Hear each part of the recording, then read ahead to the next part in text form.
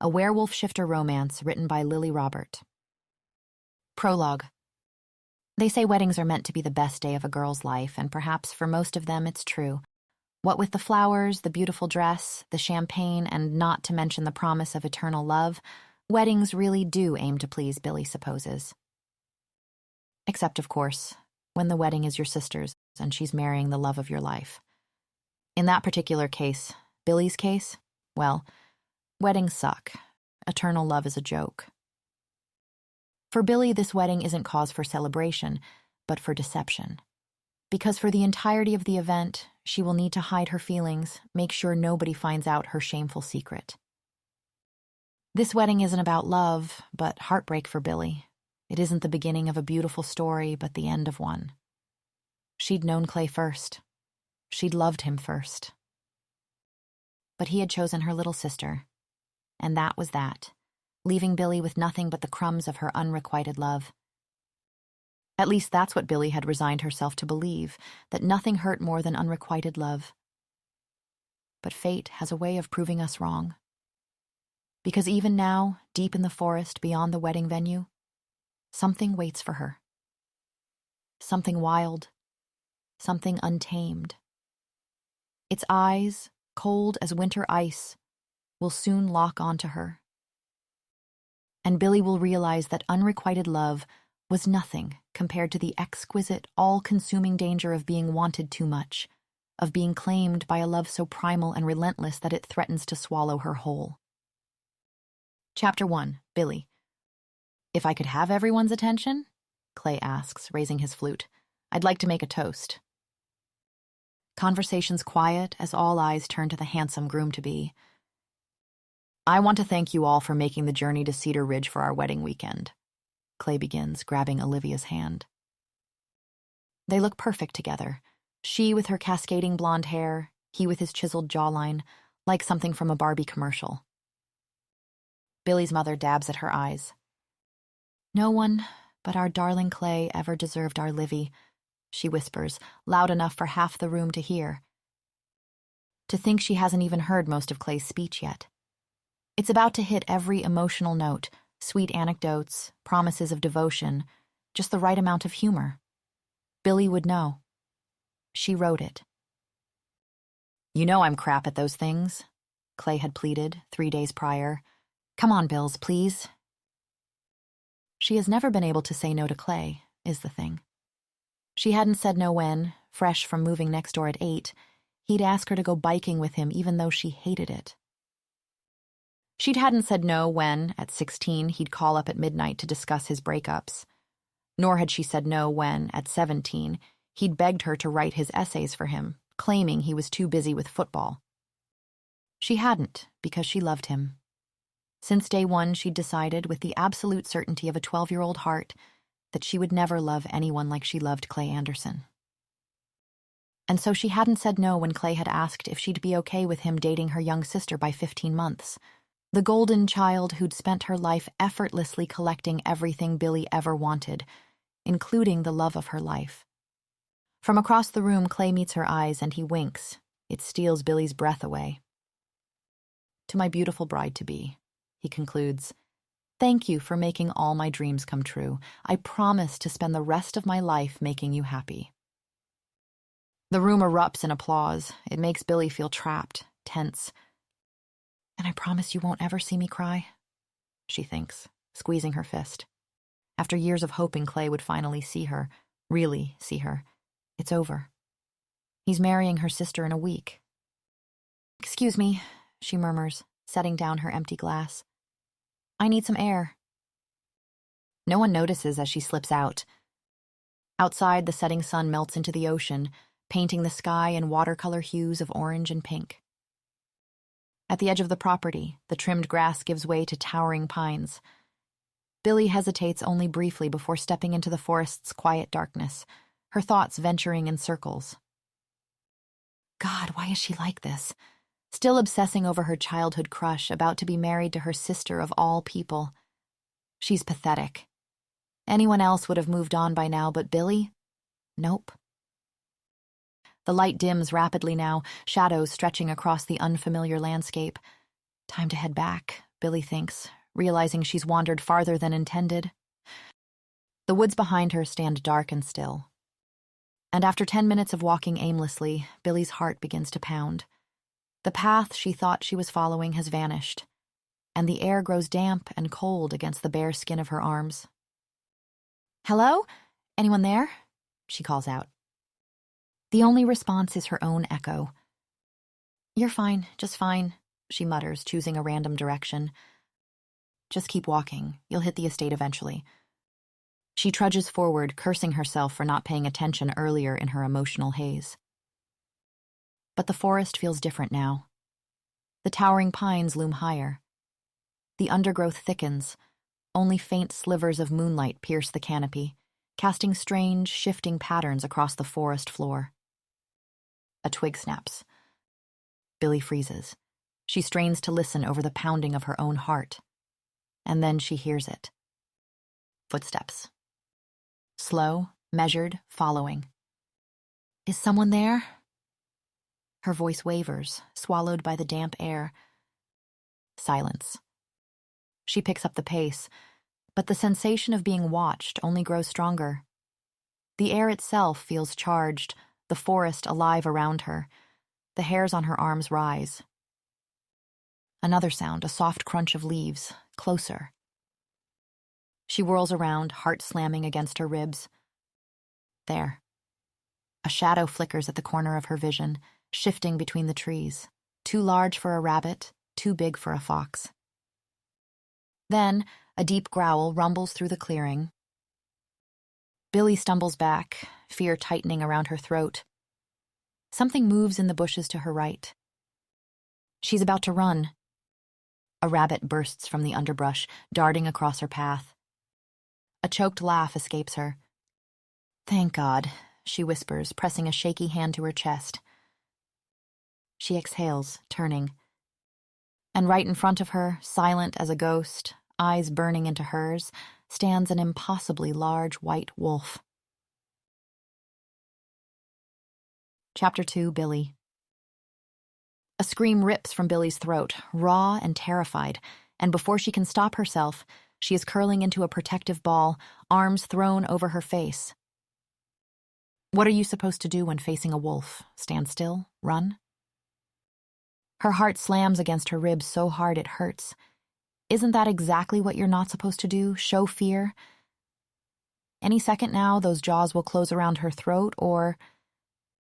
Seconds stretch into minutes. She stays frozen, lungs burning from holding her breath. Maybe if she doesn't move, the beast will lose interest. God, she's an even bigger idiot for thinking that might work. And then something cold and wet touches the back of her hand. A nose. That's a nose touching her. Her entire body goes rigid. The wolf is sniffing her now, tasting her scent. Oh God, it's probably deciding which part of her to eat first. Except then the nose retreats slightly, and so slowly she lowers her hands enough to peek. When her eyes meet the wolf's, something shifts in her chest. The fear doesn't disappear, but it changes into something more like awe. Its fur isn't purely white up close. There are threads of silver running through it, and those eyes, my God, those eyes, blue like glaciers, impossibly knowing and alert. The longer she looks into those eyes, the foolishly certain she becomes that this creature doesn't want to hurt her. She lowers her hands completely, a shiver running through her that has nothing to do with fear. Without conscious thought, her hand reaches out, moving as if pulled by some unseen force. The wolf extends its head to meet her fingers. The contact jolts through her. Its fur isn't coarse like she'd expected. It's like running her fingers through silk. Billie strokes deeper, feeling the solid warmth of muscle beneath. A sound, deeper than a growl, escapes the wolf. It vibrates under her palm. "You like that?" she whispers, her voice strange to her own ears. The wolf's eyes drift closed. For a wild second, she wonders if it might be someone's pet. Then she takes in its size again, those unnervingly intelligent eyes, and knows better. This isn't an animal that could ever be tamed. When the wolf moves closer, presses its nose against her neck, Billie's heart leaps into her throat. But not from fear, from something new and unfamiliar that makes her skin prickle with awareness. She should be terrified. This predator's teeth are inches from her jugular. Yet she isn't. The wolf inhales deeply as her fingers continue their path through its fur. Then, a tongue licks at her neck. It tickles. "I'm Billie," she says, feeling simultaneously ridiculous and like it's the most natural thing in the world to introduce herself to a wolf. The wolf inclines its head in a gesture so human-like that her breath catches. "I don't suppose you know the way back to the estate?" she asks, not expecting a response, just filling the strange silence with words. To her complete shock, the wolf turns and takes several deliberate steps before looking back at her with what she could swear is impatience. "You want me to follow you?" she asks. Another pointed look. "I've officially lost my mind," she mutters, rising to her feet. She follows the wolf, wondering if this is some bizarre stress hallucination. But every time doubt makes her steps falter, the wolf turns and makes that same imperious head gesture. Somehow she keeps going. After what seems both too long and not long enough, lights appear through the trees. The estate. Relief floods her system as voices drift through the darkness. "Billie, Billie, where are you?" Clay's voice, worried and strong, carries above the others. "Here," she calls back without thinking. "I'm here." A low growl, sudden and fierce, rumbles from the wolf. When Billie turns, the creature is already retreating, its eyes fixed on something beyond her with what looks unmistakably like hostility. Before she can speak, it turns and lopes away, swallowed by darkness between one heartbeat and the next. A strange hollow feeling opens in her chest as she watches it go, like something precious has been taken from her. It makes very little sense. "Are you okay?" Clay exclaims, grabbing her arms. "What happened? Your dress is destroyed." "I just got lost," she says, the truth of the wolf encounter sticking in her throat. He'd never believe her. Hell, she barely believes herself. "Well, I'm glad you're safe." His hand touches her arm. It doesn't make her skin prickle, she notes distantly. As they approach the estate, Olivia stands waiting on the back terrace, arms crossed tightly over her chest. "She's back!" she calls to their parents inside, before turning a cold gaze on Billie. "Look, can you not try to attract attention again? This is my wedding week." Billie gapes briefly. "I wasn't trying to," she begins. "You knew people would worry if you disappeared," Olivia interrupts. "Just try to keep it together, okay?" Billie swallows the defense rising in her throat. This week should be about Olivia. It's her wedding after all. Hours later, freshly showered and nestled in bed, Billie rises to close her curtains against the night. A flash of white at the forest's edge catches her eye. The wolf stands at the tree line, its eyes gleaming in the darkness like twin blue stars. It holds her gaze for a long moment before turning and melting into the night like a ghost. Chapter 3. The Wolf. The wolf watches from the shadows as she disappears with the male, his prey, found at last. Her scent had drawn him across his territory. Sweet, like wild honey, but undercut with salt tears. The scent of vulnerability. When the wolf first saw her, something dark and primal shifted inside him. Hunger. This human, this female with fear scent rolling off her skin.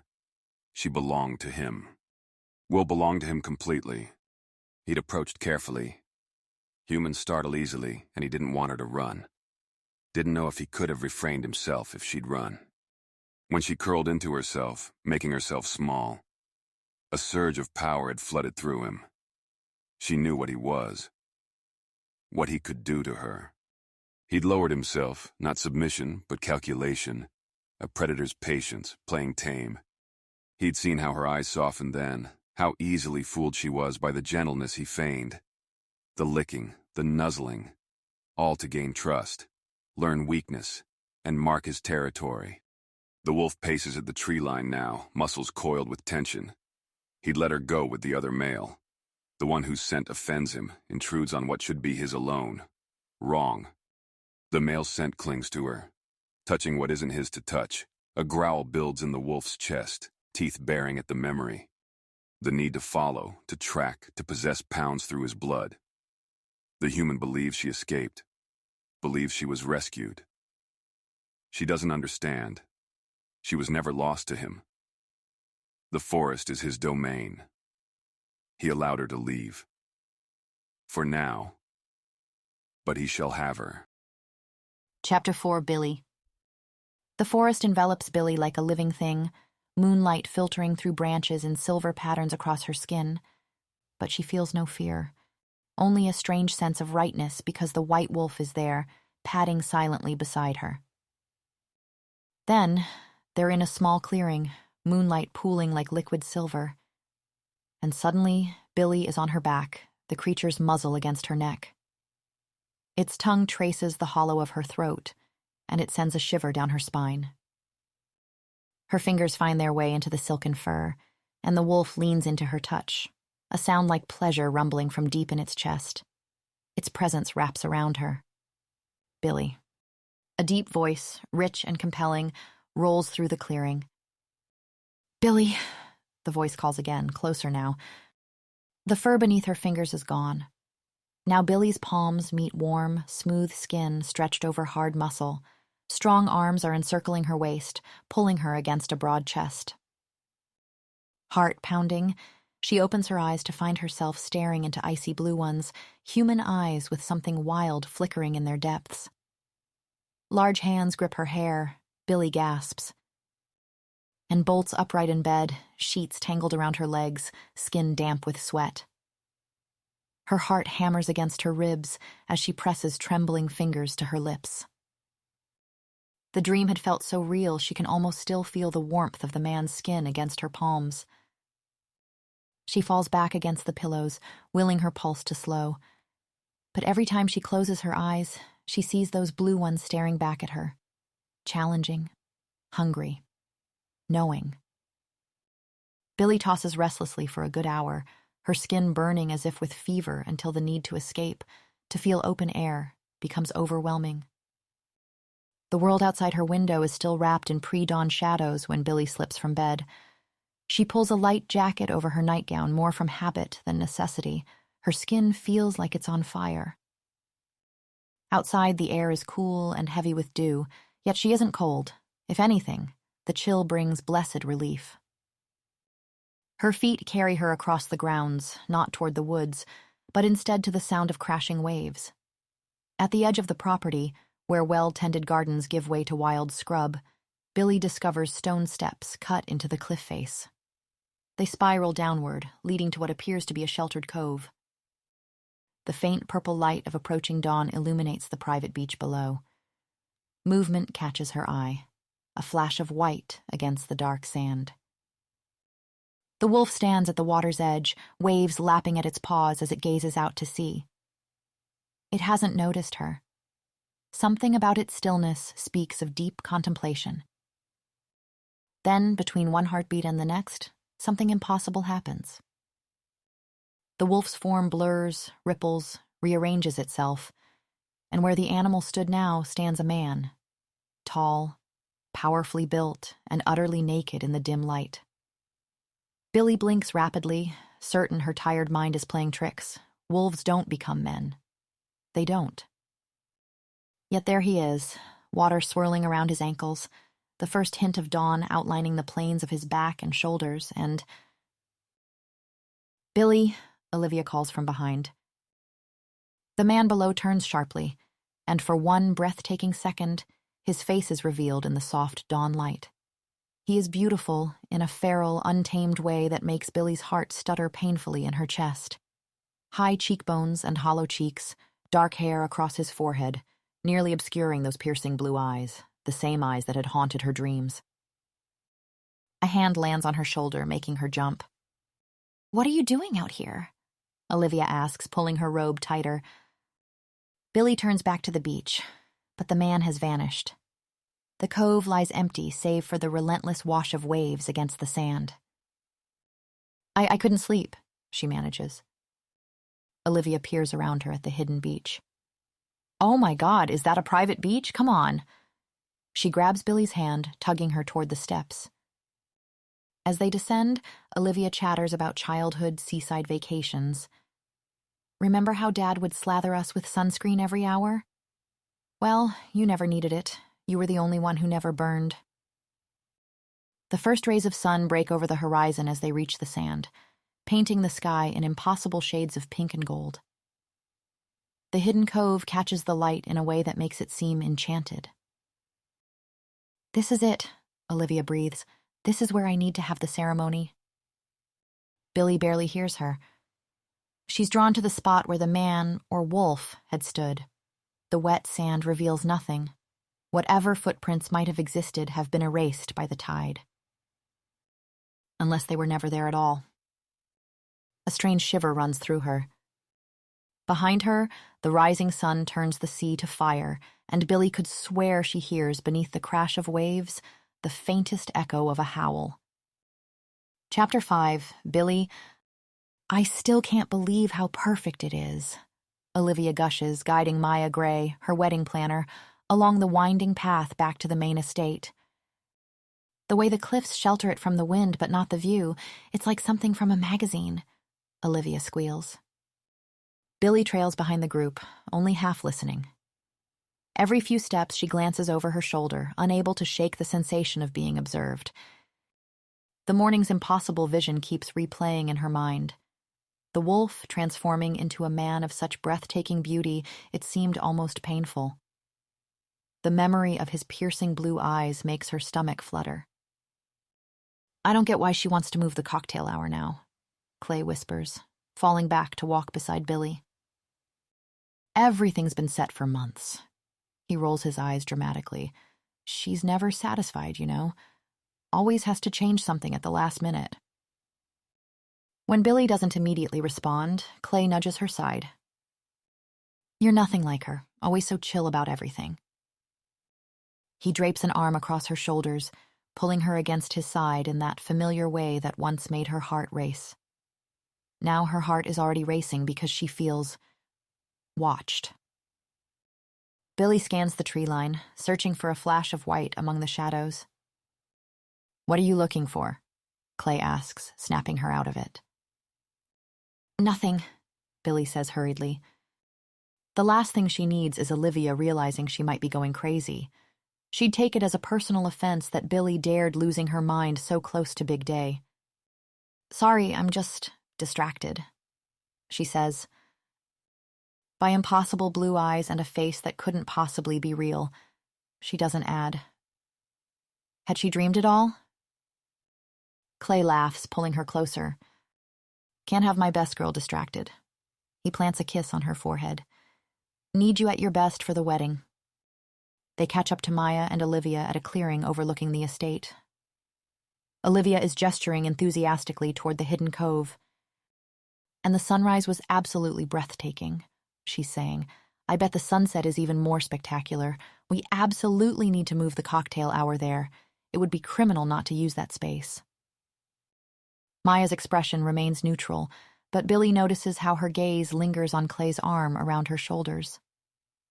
Something like puzzlement flickers across the woman's face, making Billie inexplicably self-conscious.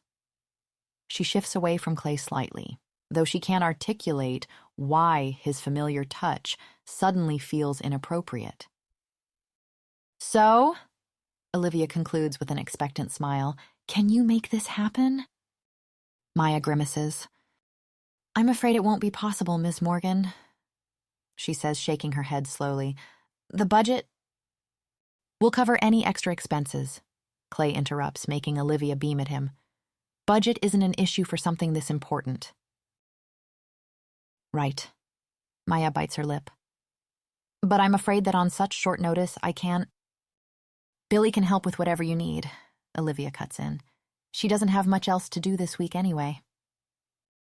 Billie doesn't reply. The sensation of being watched intensifies, raising goosebumps along her arms. She scans the trees again, searching for... What? The wolf? The man? Both? Is she losing her mind, inventing impossible creatures with impossible beauty. I feel like you're making excuses, Olivia says, her voice taking on the sharp edge Billie recognizes as approaching a tantrum. You promised me my dream wedding. Maya looks genuinely contrite. I apologize, but while we do rent out the estate, that particular alcove is off limits. She replies. But doesn't all this belong to your family? Clay asks, gesturing broadly at the surrounding property. It does, but Maya hesitates. But what? Olivia presses. What's the problem? Maya sighs. Technically, the land, the estate, the beach, they all belong to my brother. I'd need his approval to set up an event on that beach. All right, cool, let's get it then, Clay says with the easy confidence of someone unused to hearing no. Mr. Anderson, Maya begins slowly like she is talking to a small child. My brother will never agree.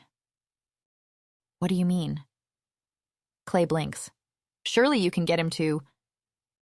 Neither I nor anyone can get my brother to do anything. Maya interrupts, a note of finality in her voice. He's the...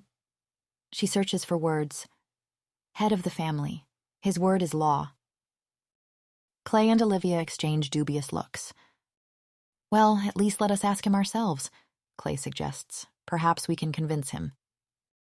I doubt that, Maya mutters. What was that?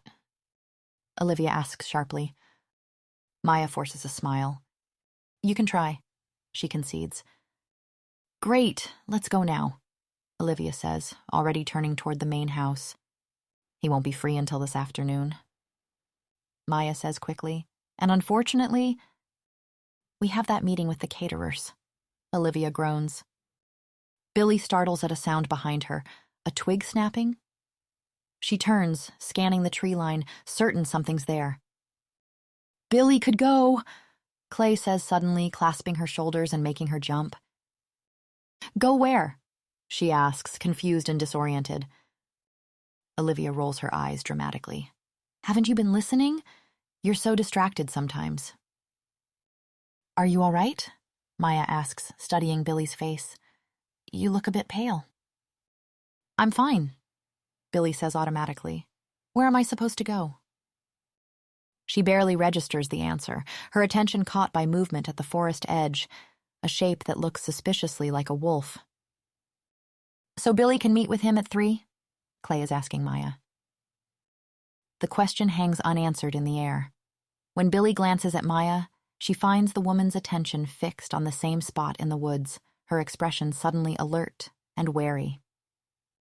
And Billie can't help but wonder if she's seen the wolf too. She doesn't dare to ask. Chapter 6, The Wolf. The wolf paces, claws clicking against hardwood. He shouldn't be here. Too close, too dangerous. But the need is unbearable. Her scent calls to him, sings in his blood, strips him of reason. When she disappeared into the main house, something in him snapped. The separation ached. He circled the property twice before slipping through her partly open window. Now she is everywhere. Honey, salt tears, something uniquely hers. He buries his muzzle in the sheets, inhaling deeply, still warm. The pillowcase holds strands of her dark hair, the whisper of lavender. He traces where her head rested, imagines her dreams. He moves, restless, drinking her in through the objects she's touched. A discarded nightgown, sleep sweat and feminine warmth. But then, another scent, faint, male. The one who touched her, kissed her forehead. A snarl rises in his throat. The urge to destroy, to erase all trace of the other male, burns through him. He paces faster. She will return. And then what? Instinct demands he wait, claim her the moment she enters. A swift lunge, teeth at her throat, just enough pressure to break skin, the taste of her blood sealing their bond. She would struggle at first, they always do. But then she would yield. Her body would recognize what her human mind cannot. She belongs to him, has always belonged to him. His jaws part, panting, the vision consumes him. Her soft cries, the shift in her scent. His mark branding her as his. entirely his. A sound from outside, voices, not her. He circles the room once more. He did not come for nothing. He must leave proof of his ability to provide. Clenching his offering in powerful jaws, he places it beneath her bed, hidden from the others, but where she will find it. Every instinct screams to stay, but he will return. Tonight, perhaps. Chapter 7, Billie. Later that day, Billie finds herself in Maya's sleek black car, winding up a narrow road deeper into the woods surrounding Cedar Ridge. "You're wasting your time," Maya warns with a grimace. "My brother will never agree to your sister's request." "She's being a handful, then?" Billie asks. A surprised laugh escapes Maya. "I've had worse." She glances at Billie. "I admire your patience with her, though." "That's just how our family operates," Billie sighs. "Olivia's spoiled but well-meaning." "So she doesn't know you're in love with her fiancé?" Maya asks, making Billie's cheek flame. She jerks her head toward the window, mortified that a near stranger has so easily exposed her most shameful secret. "Clay and I have been best friends since forever," she finally manages. "We're like brother and sister." Maya's skeptical glance speaks volumes. "My brother does not treat me the way Clay treats you," she observes. "You don't get along?" Billie asks, eager to change the subject. "We get along very well, actually," Maya says, her voice softening. "He practically raised me after our father passed." "I'm sorry." Billie grimaces, thinking of her beloved aunt's recent passing. "Was he ill?" she asks. Maya tenses, and Billie realizes she shouldn't have asked. "Something like that?" the wedding planner replies, evasive. Before Billie can press further, the car turns onto a long gravel driveway. At its end stands a grand stone house that seems built to keep secrets. Ivy climbs the walls like grasping fingers, and the windows reflect the gray sky like suspicious eyes. "My brother is expecting you," Maya says, stopping the car. "I'll come back in an hour." Inside, the house is all dark wood paneling and hushed voices. As she's led by a butler through winding corridors, Billie notices other staff members pausing their work to stare at her, whispering her wake. The butler deposits her in a waiting room with high ceilings. Rain patters against leaded glass windows, giving the atmosphere a melancholic tint. 20 minutes pass, then 30. Billie begins to wonder if her host has forgotten her entirely when the butler finally returns. "He's ready for you now, miss." He leads her to a white office at the end of a long corridor. A man sits behind an imposing desk, phone pressed to his ear, his back half turned to the door. "I don't care what the board thinks," he says. "The conservation area is non-negotiable." Billie freezes mid-step, that voice, deep and resonant. She's heard it before, in her dreams. Her gaze catches first on his hand, strong, with long fingers that tap impatiently against the polished surface of the desk. Then the line of his shoulders, broad and powerful beneath an expertly tailored suit. "Your rights end at the northern boundary," he continues, irritation edging his tone. "Beyond that, the land is protected. Period." His profile comes into view as he shifts slightly, the straight nose, the uncompromising angle of his jaw. Something flutters in Billie's chest. Something familiar. Without looking up, he raises a finger, signaling her to wait. Billie takes another step forward, unable to help herself. "We're done discussing this," he says. "Either honor the agreement as written, or we'll see you in court." That's when he turns just enough for her to see those eyes. Ice blue, piercing. Billie's lungs refuse to work, her heart stuttering in her chest. The room seems to tilt sideways, reality itself bending around the impossible truth standing before her. It's him. The man from the beach, the man who was a wolf, the man from her dreams. Here, real, impossibly, undeniably real. She can't move, can't tear her gaze away from his face. That beautiful, haunting face that has been imprinted on her mind since dawn.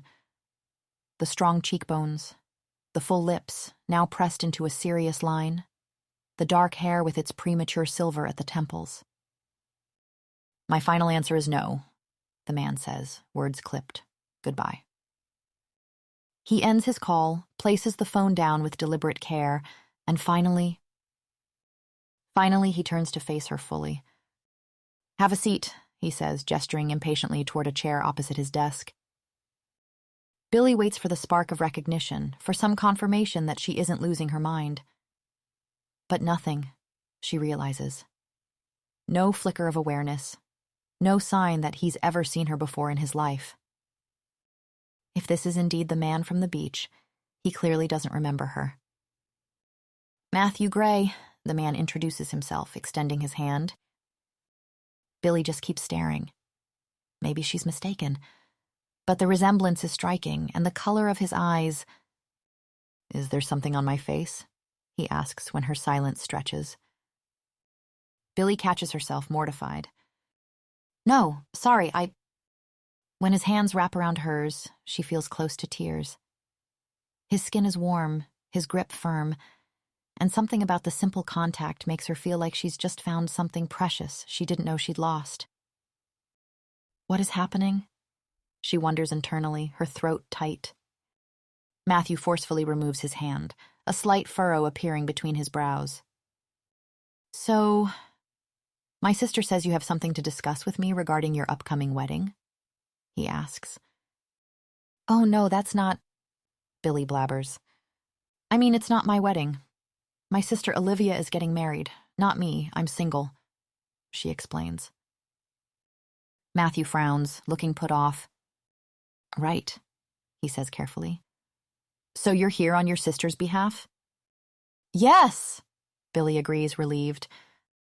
Unbidden images of Matthew naked by the water's edge flood her mind. "About," he encourages, impatience edging his tone. She clears her throat. "Olivia's wedding. Focus on Olivia's wedding. My sister discovered the beach at sunrise and absolutely fell in love with the sight." Billie attempts. She was hoping there could be a way for the cocktail party to— "No," Matthew interrupts with an air of finality. Billie is startled. "But you don't even know what she begins. "I do know, and the answer is no." Billie deflates, thinking of how disappointed Olivia will be. But more than that, she feels a desperate urge to keep him talking. "Sorry," Matthew drawls, his voice softening slightly at her expression. "But we like to keep the speech private for—" "No, of course." Billie nods hurriedly, her mouth working faster than her brain. "For your private morning swims?" "Excuse me?" Matthew's eyes narrow dangerously. Billie feels herself flush. "This morning She clears her throat.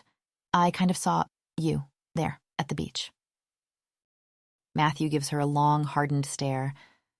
"Well, if that's all," he says, eyeing the door meaningfully. "I'm Billie," she blurts out, desperate for an excuse to stay in his presence. It doesn't work. All she gets is a curt nod. "Pleasure," he says. "Now, if you'll excuse me, Billie, I have people to call." He waves toward the door, dismissal clear in every line of his body. Billie walks out in a stunned trance. What just happened? She feels rejected somehow. It shouldn't hurt, she doesn't even know this Matthew, and yet— God, she feels like crying, and it's ridiculous. What an idiot she's being. The man couldn't have been less interested if he tried, which of course he isn't. He is gorgeous in an almost surreal way. Those eyes? Who had eyes like that? Billie shivers involuntarily. The wolf had similar eyes, and it makes no sense. She's lost it, she thinks. She's completely lost it. Chapter 8, Billie. As expected, Olivia throws a fit when Billie returns with Matthew Gray's refusal. She accuses Billie of not trying hard enough, of not caring about her wedding, and eventually extracts a promise that her sister will try again tomorrow. "You're my maid of honor!" Olivia cries, tears welling in her eyes. "You're supposed to sort these things out for me." Billie agrees readily, too readily perhaps, knowing full well Matthew won't change his mind. But the prospect of seeing him again sends a wave of longing through her. Now, alone in her room, she can't focus on anything but him. When she closes her eyes, she can still feel Matthew's hand in hers, see the piercing blue of his gaze. She paces restlessly, trying to understand the overwhelming pull he exerts on her. His scent. God, his scent. Woodsy and wild, with undertones of something primal that made her mouth water. It's like she can still smell it now, here in her room, which is impossible. Except... Billie freezes, sniffing the air. It's here. His scent is actually here, somehow permeating her private space. She grabs her nightgown from the bed, buries her face in it, and inhales. Matthew's scent clings to the fabric. Panic rises in her chest. It can't be. She's losing her mind. Ever since encountering that wolf in the woods, something's changed inside her. A knock interrupts her spiraling thoughts. "Billie, you in there?" Clay's voice carries through the door. "Come in," she calls, hastily dropping the nightgown. Clay enters, concern etched on his familiar face. "You okay? You seemed pretty out of it earlier." "I'm fine," she lies, just tired. "Don't worry about the beach thing," he says, leaning against the doorframe. "Olivia will eventually let it go." "No, she won't," Billie jokes half-heartedly. Clay sighs heavily and drops down onto her bed, running a hand across his face. Billie tenses inexplicably, worried he'll somehow tarnish Matthew's scent, which is ridiculous because her bed doesn't smell like Matthew. She's just crazy. "Do you think I'm making a mistake?" Clay asks suddenly, his voice low. Lost in her thoughts, Billie misses the question. "What?" I said, Do you think I should go through with it, Billie?" He meets her eyes. "Marry your sister? Is that what you want?" The question confuses her. This isn't about what she wants at all. Why is he asking this? "I can't answer that for you, Clay," she says, frowning. He snorts softly. "You always have the answer. You always know what I should do better than myself." He reaches for her hand. Billie takes it reflexively. Her skin doesn't prickle. It's just a hand holding hers, and it's a little clammy. "You've been in love with her for years." Billie sighs. "Whatever you're feeling right now, it's just nerves." Clay nods. "You're right. God, you're always right." He brings Billie's hand to his lips and kisses it, a familiar gesture that suddenly doesn't sit right with her. "I think I'm going to go to bed," she tells him. "I didn't sleep well last night." Clay nods and apologizes for barging in, though he almost sounds offended while saying so. As he gets up, a lighter drops from his pocket. Billie notes this means he's been smoking again and prays Olivia doesn't find out. Clay curses, kneeling down to retrieve the lighter from under her bed. Suddenly, he snaps his hand back with a gasp. "Oh, what the fuck?" he hisses. "What is it?" Billie asks, confused by how startled he sounds. Clay doesn't reply. He peeks under the bed, curses again, reaches for something. "What the fuck is this, Billie?" he asks, brandishing something in front of her eyes. It's a dead rabbit, its little head limp, blood dried along the clean break in its neck. Chapter 9. The Wolf. The wolf prowls the pristine office, claws clicking against hardwood. Caged. Confined. Its nostrils flare, drinking in her lingering scent, now seared into its memory. She was here, within reach, and the human did nothing. A snarl rips from its throat. It lunges at the chair where she sat, burying its muzzle in the fabric, inhaling deeply. Her essence floods its senses, muscles trembling with need. But beneath it, something else. The unmistakable scent of desire. She wanted them. Her body betrayed her with every quickened heartbeat, every heated flush. Satisfaction swells, and yet, its human half just sat there. The wolf snaps at empty air, frustration a wildfire in its chest. How could the human ignore what was so plainly his? Why send away what belongs to him? Perhaps the human is defective, broken. The wolf's pacing turns erratic, thoughts splintering. The human can no longer be trusted. The shift has become harder to reverse. Each time, the wolf grows stronger. Soon, it will take permanent control. As it should. Its claws rake deep gouges into the desk, wood splintering under savage pressure. Its breath comes in harsh pants, eyes gleaming in the dark. At least she found the gift. The wolf had watched through the window as she discovered the rabbit, a perfect kill, a worthy offering. But then, the other male had been there, touching what wasn't his. The male with the wrong scent circles too close, his hands on her, his lips against her skin. Unacceptable. This male is a problem that must be eliminated. The claiming cannot wait much longer. The separation gnaws like a wound, a hollowness behind its ribs that only she can fill. Only her submission, her blood on its tongue, her body yielding beneath its weight. Soon, one way or another, the matter will be settled. And the male with the wrong scent will learn what happens to those who touch what belongs to the wolf. Chapter 10, Billie. Rain taps against Billie's windshield, a steady drumbeat as she nears Greystone Estate. Gray skies, gray road, gray mood, everything suits the name of her destination. She drums her fingers against the wheel, unsettled by the rabbit she'd found outside her cottage last night. Clay had been furious, ready to sue the estate, but the housekeeper had shrugged, blaming a cat. The staff hadn't seemed spooked, and for Olivia's sake, Billie and Clay had let it go. But this morning, the estate manager had brought her rabbit stew instead of the pancakes she'd ordered, insisted she eat it. And she had, every bite. The rain thickens as she reaches the gates. She gives her name, claiming she's here for Maya, mentioning Matthew would get her nowhere, then drives up the winding path. Through the downpour, something white flickers between the trees. The wolf? Half hidden behind a massive pine, it watches her, those impossibly blue eyes sharp with eerie intelligence. "You're not real," she whispers, gripping the wheel. "Just a dream, a hallucination." As if answering, the wolf suddenly bounds into the road. Shit! Billie slams the brakes, jerking the wheel. Tires skid on wet gravel. The front end crunches into a tree, slamming her forward against the seatbelt.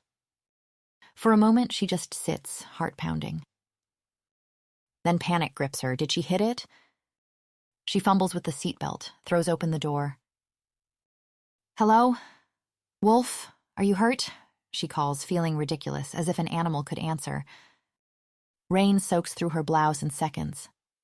She searches frantically, under bushes, around trees. No white fur, no injured creature, nothing. Shivering, she stumbles back to the car. The key turns, the engine groans, then falls silent. Perfect. Cursing her heels, ridiculous things she'd worn to seem put together for Matthew, she trudges precariously up the muddy path. By the time the mansion comes into view, she's a drowned rat, hair dripping, makeup gone.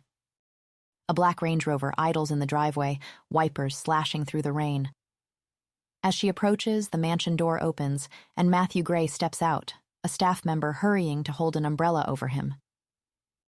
Billie's heart stutters. Even from a distance, his presence commands, tall, imposing, flawless in a charcoal suit. "Matthew," she calls, picking up her pace. "Wait." He glances at her, expression unreadable. Then he turns away, as if she doesn't exist. "Wait, Matthew." She runs, half mad, soaked, chasing a man who clearly wants nothing to do with her. Somewhere in the back of her mind, she knows she looks insane, but something primal drives her forward. She needs to see him, talk to him, touch him. To her surprise, Matthew stops, turning with a faintly puzzled expression. "Can I help you?" His voice is polite, impatient. She falters. I'm sorry, she stammers, rain streaming down her face. I know I already asked, but my sister insists we discuss the beach again, and so I— And who are you? Matthew interrupts, his brow furrowing. The words hit like a slap. Billie, she says, gentler than he deserves. Olivia Morgan's sister. Matthew nods slowly. Recognition dawns, but not the kind she expects. From the wedding party? From yesterday. She searches his face. We met yesterday. You showed me around. There's nothing in his eyes, no recognition, no connection, nothing to suggest he remembers their encounter at all. So what do you want? Matthew asks, utterly unbothered. Billie, however, is very troubled. Isn't it strange that he doesn't seem to remember her at all? They'd spent nearly an hour together the day before. Perhaps it's just a tactic to get rid of her. Or maybe he meets so many people he simply forgot. The staff member who had been holding Matthew's umbrella steps forward. Alpha, he begins before catching sight of Billie and clearing his throat. Mr. Gray, he corrects, we must be off. Matthew gives her a dismissive glance. Why don't you make an appointment with my secretary? Matthew suggests, brushing her off. Or just talk it over with my sister. She handles these wedding things. He turns toward his waiting car. Wait, Billie begins, suddenly panicked at the thought of him leaving. She reaches for his arm, but her foot slides on the driveway. A sharp pain shoots through her ankle as it twists, throwing her off balance. She would have fallen face first into the mud if strong arms hadn't suddenly wrapped around her, breaking her fall. Careful, Matthew growls, his arms tighten around her, holding her effortlessly. The sound rumbles through his chest, annoyed, but his eyes, impossibly blue, are concerned. Billie weakens. She gasps, wincing as her leg gives out completely. Matthew adjusts his grip, sweeping her into his arms as if she weighs nothing. Did you hurt yourself? His breath brushes her cheek, his gaze sharp, focused only on her. Her heart hammers. Sorry, what? She squeaks. You twisted your ankle. His frown deepens as he studies her foot. His butler clears his throat. Sir, the meeting— Matthew silences him with a single shake of his head. It does kind of hurt, Billie admits, mortified. Perhaps you should have worn different shoes, he says, deadpan. He carries her inside, his warmth sinking into her frozen skin. When he finally lowers her onto a leather couch, she feels the loss of contact immediately. Matthew kneels in front of her, lifting her leg with surprising gentleness. His fingers probe the injury with expert precision. You may have fractured it, he says when she yelps as he rotates it slightly. Great, Billie scoffs, picturing the horror in Olivia's eyes. My sister's going to kill me. Matthew looks confused at that, so she clarifies. A cast will look terrible in the photos, and I'm the maid of honor. His brow furrows deeper, but he doesn't comment. Instead, he rises and disappears through a doorway, returning moments later with a first aid kit and a bag of ice. He wraps the ice in a towel and places it carefully against her swollen ankle. Then he begins methodically cleaning and bandaging the area, his fingers moving with surprising skill. Each point of contact sends shivers up Billie's spine that have nothing to do with her wet clothes. Were you a doctor in another life? She asks, hoping to break the silence and distract herself from his touch. A brief smile crosses Matthew's lips, transforming his stern features. The sight feels like a personal victory. No, he says simply, offering nothing else for several moments as he continues wrapping an elastic bandage around her ankle with expert precision. The silence between them isn't uncomfortable, just charged in a way Billie can't explain. Just useful to know these things, he concludes eventually, meeting her eyes. Billie gets lost in them, impossibly blue, like the center of a flame, rimmed with darker indigo. I should probably get you a towel, Matthew says, breaking the connection as he looks away to wave in someone's direction. Almost instantly, a staff member appears with a plush towel. Billie barely notices, her attention still fixed on Matthew. "I'm sorry to be such a bother," she says. "But do you think I could borrow a phone? I had a slight accident a little further down your property. I need to call someone to come tow my car." Matthew agrees easily, signaling for someone to bring a landline. "What happened?" he asks, leaning against his desk. "Well, I thought I saw a—" Billie stops abruptly, meeting Matthew's eyes. "A what?" he encourages. His eyes are so blue she can't help but think of— "I thought I saw a wolf," Billie says carefully. "A wolf?" he asks. "Are you sure?" His face remains perfectly neutral. It makes Billie feel silly. "Well, it was raining heavily, but—" Billie braces herself. "Yeah, I'm pretty sure." "Perhaps you shouldn't have been driving in such heavy rain," Matthew states. "Yes, I get that now," she admits. "But I needed to see you. My sister, Olivia, the one who's getting married, she's dead set on having her reception cocktail on the little private beach of the estate." "I see." Matthew's expression clouds over. "But well, your sister Maya said we should ask you directly." "Does your sister know what happened on that beach?" Matthew interrupts. Billie has no idea, but since she doesn't, she doubts Olivia does. She shakes her head. "Have her look into it," Matthew says, standing abruptly. "I doubt she'll be too eager to host anything down there once she finds out what happened." "And what did happen?" Billie asks, leaning forward despite her injury.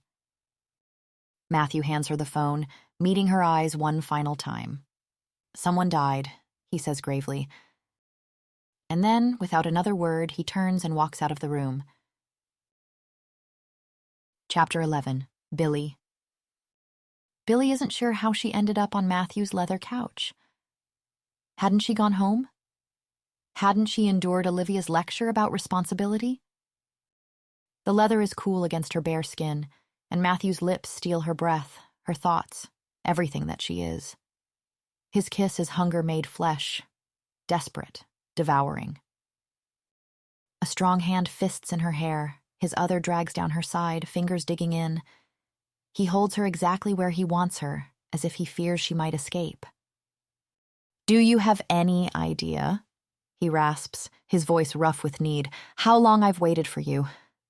His chest heaves against hers, his eyes dark and feral, his heartbeat a violent drum she can feel through her skin. She doesn't answer. Can't. He swallows her next breath. Fire licks through her veins. His hands are everywhere, gripping, consuming. How did they get here? When did they undress?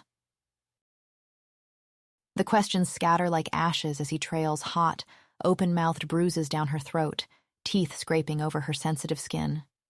She arches, surrendering to the sheer force of him. His scent, pine, rain, something untamed, fills her lungs, intoxicating her. This is madness. Everything, and yet not enough. This is where she belongs, with him, claimed by him. The rightness of it resonates through her very bones, and tears spring to her eyes at the overwhelming perfection of this connection. "Matthew," she whispers, his name a prayer on her lips. A painful shudder runs through his frame.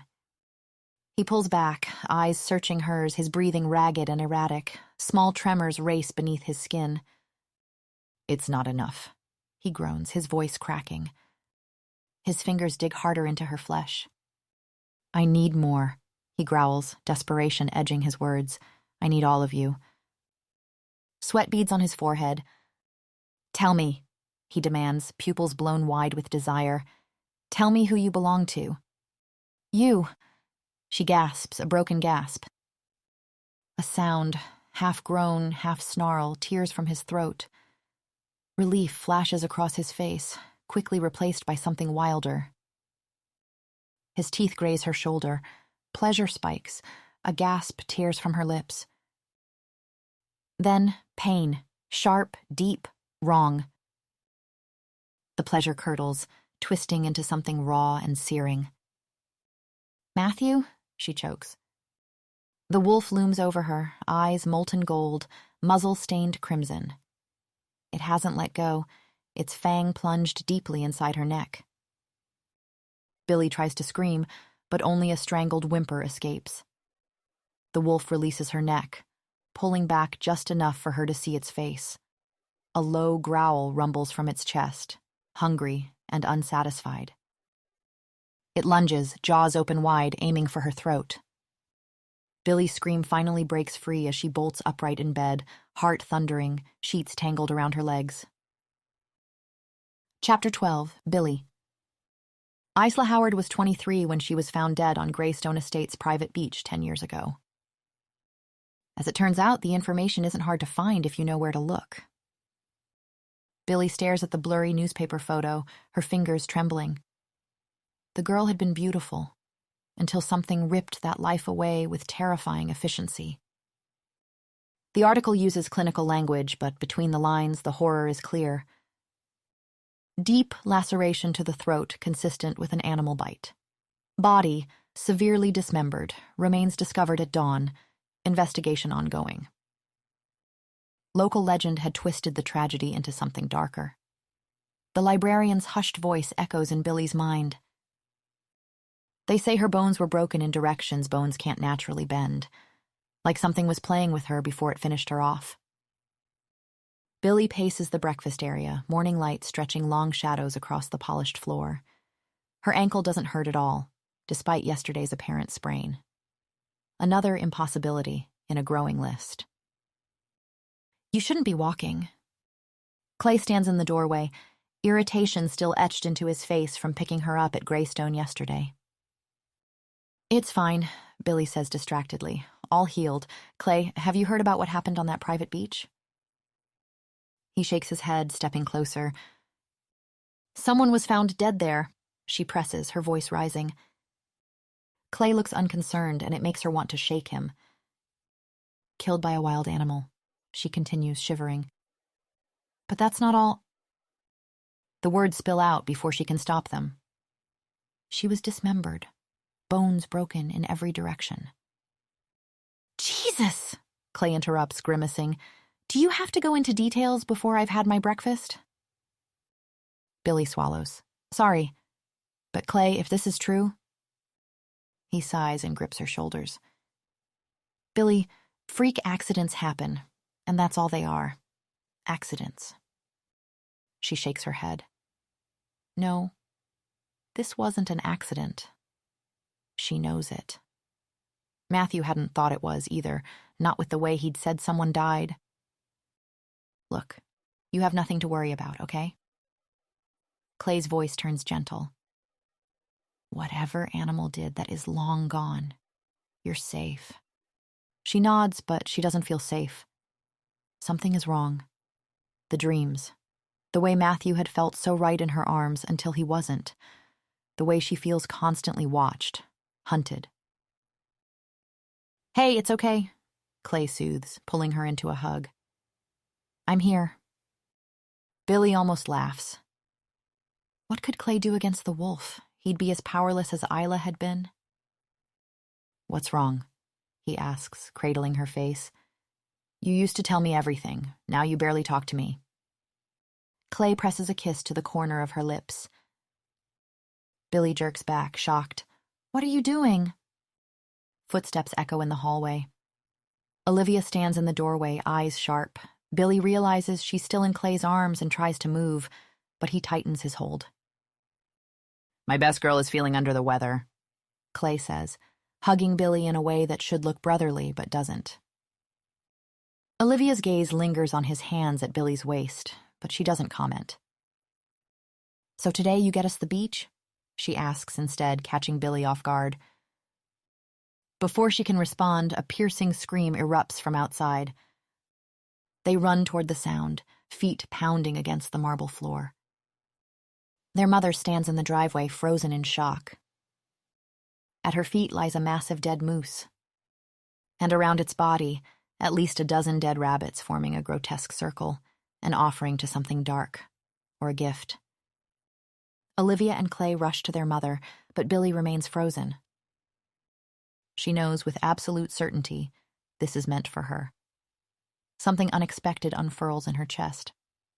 Her lips part, breath catching at the sheer magnitude of it. "This is absolutely horrifying," her mother sobs. But it isn't, not to Billie. To her growing horror, she feels pleased, deeply satisfied by this display of power. She is being hunted, and something strong enough to provide for her so abundantly is watching. From the trees, she feels them, those blue eyes, waiting. Chapter 13, Billie. 2 days until the wedding. Billie paces her room like a caged animal, restless energy coursing through her veins. Rain lashes the window, the wind howling in time with the storm inside her. Her bed is a mess, sheets tangled and damp from another night of dreams. Matthew. Always Matthew. She hasn't seen him since their strange encounter in his study, yet he consumes her thoughts, his impossible blue eyes, the way his fingers brushed her ankle, the way his voice settles in her bones. "This is insane," she whispers to her reflection. Dark circles ring her eyes, her skin flushed with an unnatural heat. She barely recognizes herself. Wedding preparations blur around her. Olivia snaps at everyone, saving her sharpest words for Billie. Clay lingers near, seeking refuge from Olivia's stress, his touch lingering in a way that once would have thrilled her. Now it leaves her cold.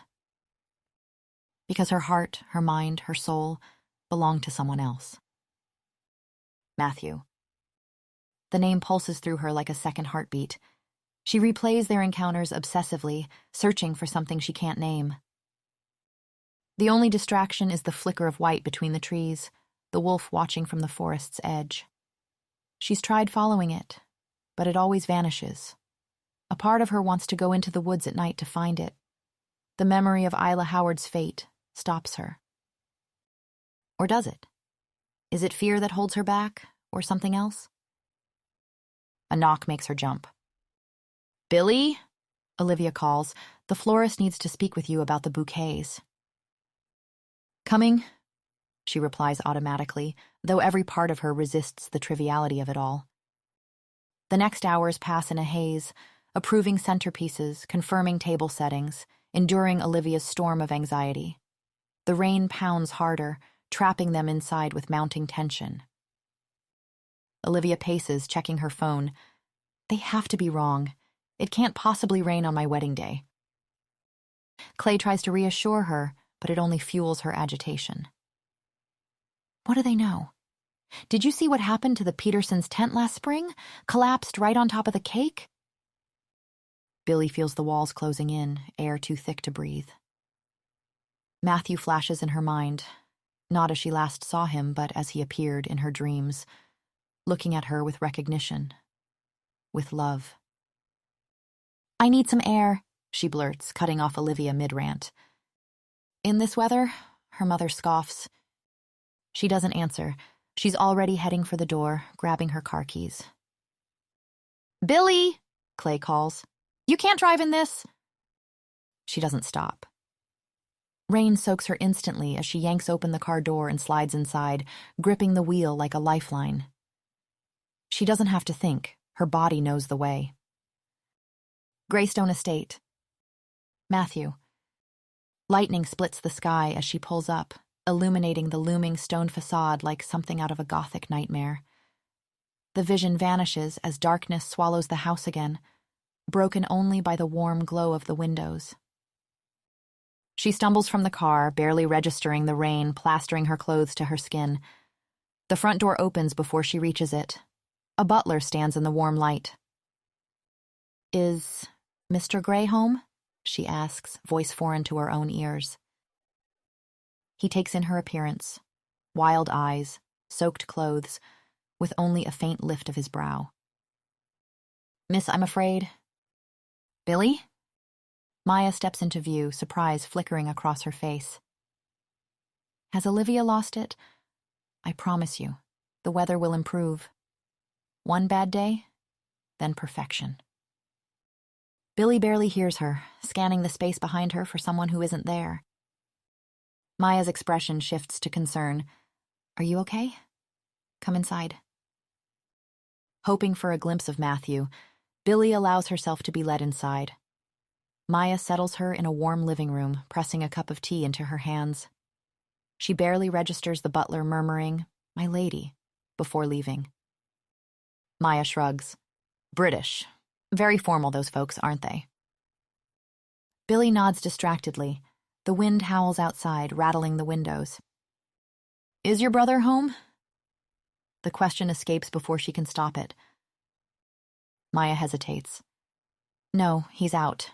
She studies Billie. What's going on? You look like you've seen a ghost. Reality slams into her. What is she doing here? What would she even say if Matthew were here? Hello, have you been leaving dead animals for me? Are you a giant white wolf? Do we know each other from another life? Maya squeezes her hand. Plenty of other fish in the sea. What? Billie blinks. Your sister's fiancé. Maya gives her a knowing look.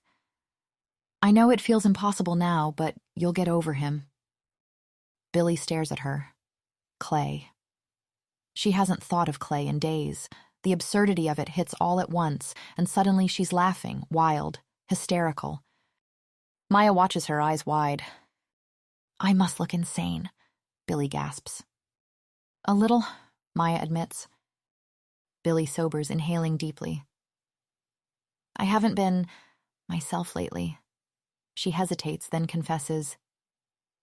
Your brother told me about the beach, about what happened. Maya stills, expression sharpening. He told you? She studies Billie. What did he tell you exactly? A wariness creeps into her tone, making Billie instantly regret mentioning it. Not much, she hurries to explain. Just that someone died. I got curious, looked it up. Maya relaxes slightly, but the openness in her eyes is gone. I read it was an animal attack, Billie says carefully. Apparently so, Maya replies, neutral but watching her closely.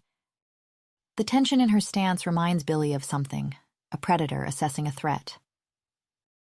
She can't stop herself. I know this sounds crazy, but ever since I got here, I've been seeing a... She hesitates, afraid to say it aloud. A what? Maya presses. A wolf. The confession lands between them like a dropped stone. I see it everywhere. The first time it guided me out of the woods, and since then, it's always there. Even when I can't see it, I know it's there. And I keep finding these dead animals. What does it look like? Maya interrupts, voice deadly calm. Billie falters at the sudden intensity. It's big, white, and its eyes blue, like ice. Maya bolts to her feet, head snapping toward the storm-lashed windows. Fuck, she mutters. Maya? Billie asks, alarm spiking. Maya turns, eyes dark with fear. You need to go, now. Before Billie can react, the lights flicker, then die. It's too late. Maya grabs her arm, yanking her toward the front door. Outside the storm rages. The roads might already be flooded. Headlights cut through the rain, twin beams piercing the darkness. Maya slams the door. He's here. Who? Billie's pulse races. Maya clenches her jaw. My brother. She disappears into another room, returning with a small bottle. Quick, rub this on you. What? Billie stares at her, certain they've both lost their minds. Just do it. Billie obeys, the sharp herbal scent filling her lungs. Maya drags her up the stairs. Whatever happens, do not leave this room. Maya, what's going on? Maya grips her shoulders, her fingers bruising. Lock the door. Do not open it, no matter what you hear. A deep voice rumbles downstairs. Matthew.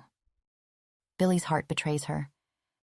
It's going to be okay, Maya says, but her face tells a different story. Then she's gone. Chapter 14, Billie. Hours pass. darkness settling over the house like a shroud. The storm has quieted, thunder now a distant rumble. Rain still drums steadily against the window of the unfamiliar bedroom where Billie sits perched on the edge of a four-poster bed. Her fear has faded into numb confusion. What had sent Maya into such a panic? Why had she been hidden like a secret? The whole thing feels surreal, like stepping into someone else's nightmare. She rubs her arms, the sharp herbal scent of the oil Maya made her apply still clinging to her skin. Sage? Lavender? Something bitter she can't place. She knows about the wolf? Billie whispers. It's the only explanation. Maya recognized her description instantly. But if she knows about the wolf and fears her brother finding Billie, the realization crashes into her. Is Matthew the wolf? If he is, does that mean he killed Isla Howard 10 years ago? Is that why Maya is desperate to keep her hidden? A floorboard creaks beyond the door, snapping her back to the present.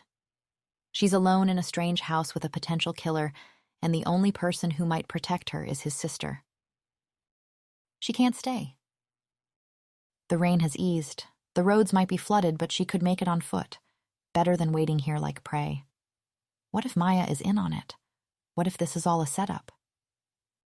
Decision made, Billie slides off the bed, removes her shoes, and carefully unlocks the door. The hallway is dark, but a faint glow spills from downstairs. She moves silently toward the staircase. Voices drift up, Maya's light tone, a deeper, rougher rumble that makes her breath catch. Matthew. From the landing, she can see into the dining room. Matthew sits at the head of a long table, Maya at his side. He looks wrong.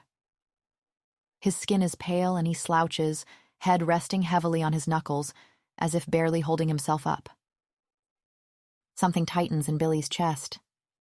Maybe you should have more, Maya urges, pushing a glass toward him. You should be asleep already. Matthew nods slowly. Fine. His voice is thick, drowsy, nothing like the commanding tone Billie remembers. Maya pours a dark liquid into his glass. He lifts it with a trembling hand, drains it in one go. Billie leans forward, straining to see. The stair beneath her foot betrays her, the sound splitting the quiet like a gunshot. Maya's head snaps up, their eyes lock. Is someone here? Matthew asks, but he doesn't look up. His voice is distant, detached. Just Billie Morgan, Maya says, gaze still fixed on Billie, silently commanding her to leave. Who? Matthew asks, confusion genuine. Maya's face darkens with anguish. Exactly, she murmurs, patting his arm before leveling Billie with another pointed look. Billie stumbles back, retreating to the bedroom, heart hammering. Why would he pretend not to know her? Again? She paces. Something is wrong. Matthew's sickly appearance, his amnesia, Maya's urgency, none of it makes sense. Voices and footsteps in the hallway draw her to the door. Peering through the keyhole, she watches as Maya and the butler half carry Matthew toward another room. His head lolls forward, his movement sluggish. He looks seconds from collapse. Panic grips her. What has Maya done to him? The drink, was it drugged? Poisoned? Why would she do that to her own brother? Billie's fingers tighten on the doorknob, ready to burst out and demand answers. Just as she's about to, soft footsteps approach. It's Maya, comes a quiet voice. Billie hesitates, then unlocks the door. Maya slips inside, carrying a tray of food. I told you not to go outside, she hisses. That was suspicious as hell, Billie fires back. What's wrong with Matthew? What did you do? He'll be fine, Maya says, avoiding her eyes. He has to be. Something in her tone sends a chill down Billie's spine. What does that mean? It means, Maya interrupts, voice dropping lower, that as soon as you can, you need to leave. Not just this house, Billie. This place, as far as you can, and never come back. Do you understand? No, Billie admits, I don't. Maya exhales, eyes heavy with regret. I wish I could explain. Maybe I will, but right now I can't. She hesitates, then shakes her head, looking suddenly exhausted. I'm sorry, Billie. It's going to be okay, I promise. I'll get you as soon as I can. For now, just stay put. With that, she slips out the door, leaving Billie alone once more. An hour pass. The storm fades to occasional gusts, and eventually Billie lies curled on the bed. Each time her eyes drift closed, Matthew is there, holding her close on a sunlit beach, his arms strong, steady, safe. But the dream always turns. Isla Howard's body appears in the sand behind them, half buried, her lifeless eyes staring through Billie like an accusation. A sound at the door jolts her awake, soft but insistent, nails dragging across wood. Billie freezes, barely breathing. The silence stretches, thick and suffocating. Just the wind, just the house settling, she tells herself. Then it comes again, louder, desperate. A cold sweat breaks across her skin. Something is out there. Something wants in. The floorboards creak as she slides from the bed. A low animal whine joins the scratching, a sound that raises the hairs on the back of her neck. It doesn't sound human. It doesn't sound safe. The distance to the door stretches impossibly long. The scratching intensifies, frantic, like whatever is outside senses her approach. Her heart hammers violently as she bends down, pressing her eye to the keyhole. At first, she sees nothing. Then her vision adjusts. Billie jerks back with a strangled gasp. The wolf. Not just nearby, not just in the house. Right there. Its massive body fills the view through the keyhole, its breath fogging the metal. Fear crashes through her, primal and suffocating. She's trapped.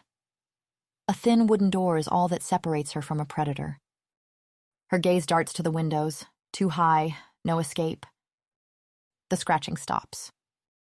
A soft thump against the door, as if the wolf is pressing against it, waiting. Something pulls her back to the keyhole, some instinct stronger than her terror. She looks again. The wolf isn't snarling. It looks unwell. Its powerful body sags, its stance unsteady. It paws weakly at the door before releasing a low, pained whine. Billie's heart twists. Without thinking, her hand is on the knob. The latch clicks. And suddenly, the wolf is there, its blue eyes locked onto hers. For a suspended moment, they just stare at each other. Then, it stumbles forward, collapsing heavily against her legs. Billie catches it, barely keeping herself upright. What's wrong? She murmurs, hands instinctively threading into its fur.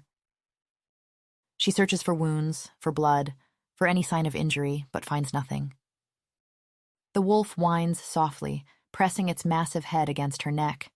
Its breath is warm, its weight solid against her. And suddenly, the tension inside her unspools. The ache behind her eyes eases. The exhaustion in her limbs lifts. Fear vanishes, replaced by something deeper, something right. Her fingers glide over his thick fur, tracing the powerful muscles beneath. Come on, she whispers, her voice barely more than breath. The wolf follows as she guides him toward the bed, leaning heavily against her. He climbs onto the mattress with surprising grace, circling once before settling with a deep, exhausted sigh. Billie watches, struck by how natural this feels, how right. When she doesn't immediately join him, the wolf whines, the sound so plaintive it tugs at something deep inside her. I'm here, she soothes, climbing onto the bed. The wolf shifts, making space, then presses against her side, resting his head on her stomach. The weight should be uncomfortable, but instead, it feels like completion. Like a missing piece has returned. Warmth cocoons her. Certainty settles in her bones. She drifts, limbs heavy, sinking into the first peaceful sleep she's known since arriving in Cedar Ridge. Chapter 15. Billie.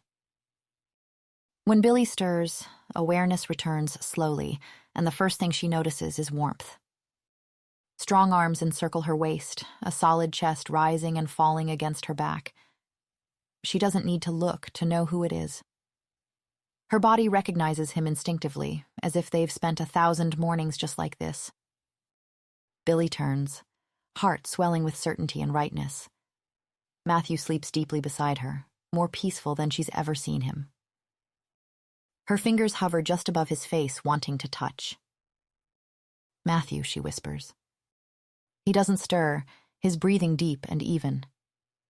She tries again, a little louder, still nothing. Billie settles back, content to simply watch him sleep. The questions that should be pressing seem distant and unimportant in the tranquility of this moment. She knows she loves him. The realization doesn't shock her. It feels like acknowledging something that has always been true. She loves both the man and the wolf, for they are two halves of a whole. When he wakes, she'll tell him. She'll assure him that his dual nature doesn't frighten her and that he can't stop pretending. A shaft of sunlight breaks through the gap in the curtains, falling directly across Matthew's face. A soft groan escapes his lips as his eyes flutter open, unfocused at first, then sharpening as they fall on Billie. "Hi," she says, smiling, happiness bubbling through her veins. Matthew recoils with a sharp intake of breath. "Who are you?" he demands, his body tensing as if ready for attack. The smile slides from Billie's face. "Billie," she replies, confusion washing over her. Matthew looks genuinely troubled, glancing around the room. "Why are you in my house?" "Your sister told me to stay here," Billie explains, struggling to keep her voice steady. "My sister?" he repeats. Matthew shakes his head, pushing himself up to sit against the headboard. "How did I get here?" he asks, running a hand through his hair. "You came to find me here," Billie says, trying to remain calm despite the growing hollow in her chest. "You were in your wolf form?" His eyes snap back to her, his entire body going rigid. "It's okay that you're a wolf," she hurries to assure him. "I don't mind."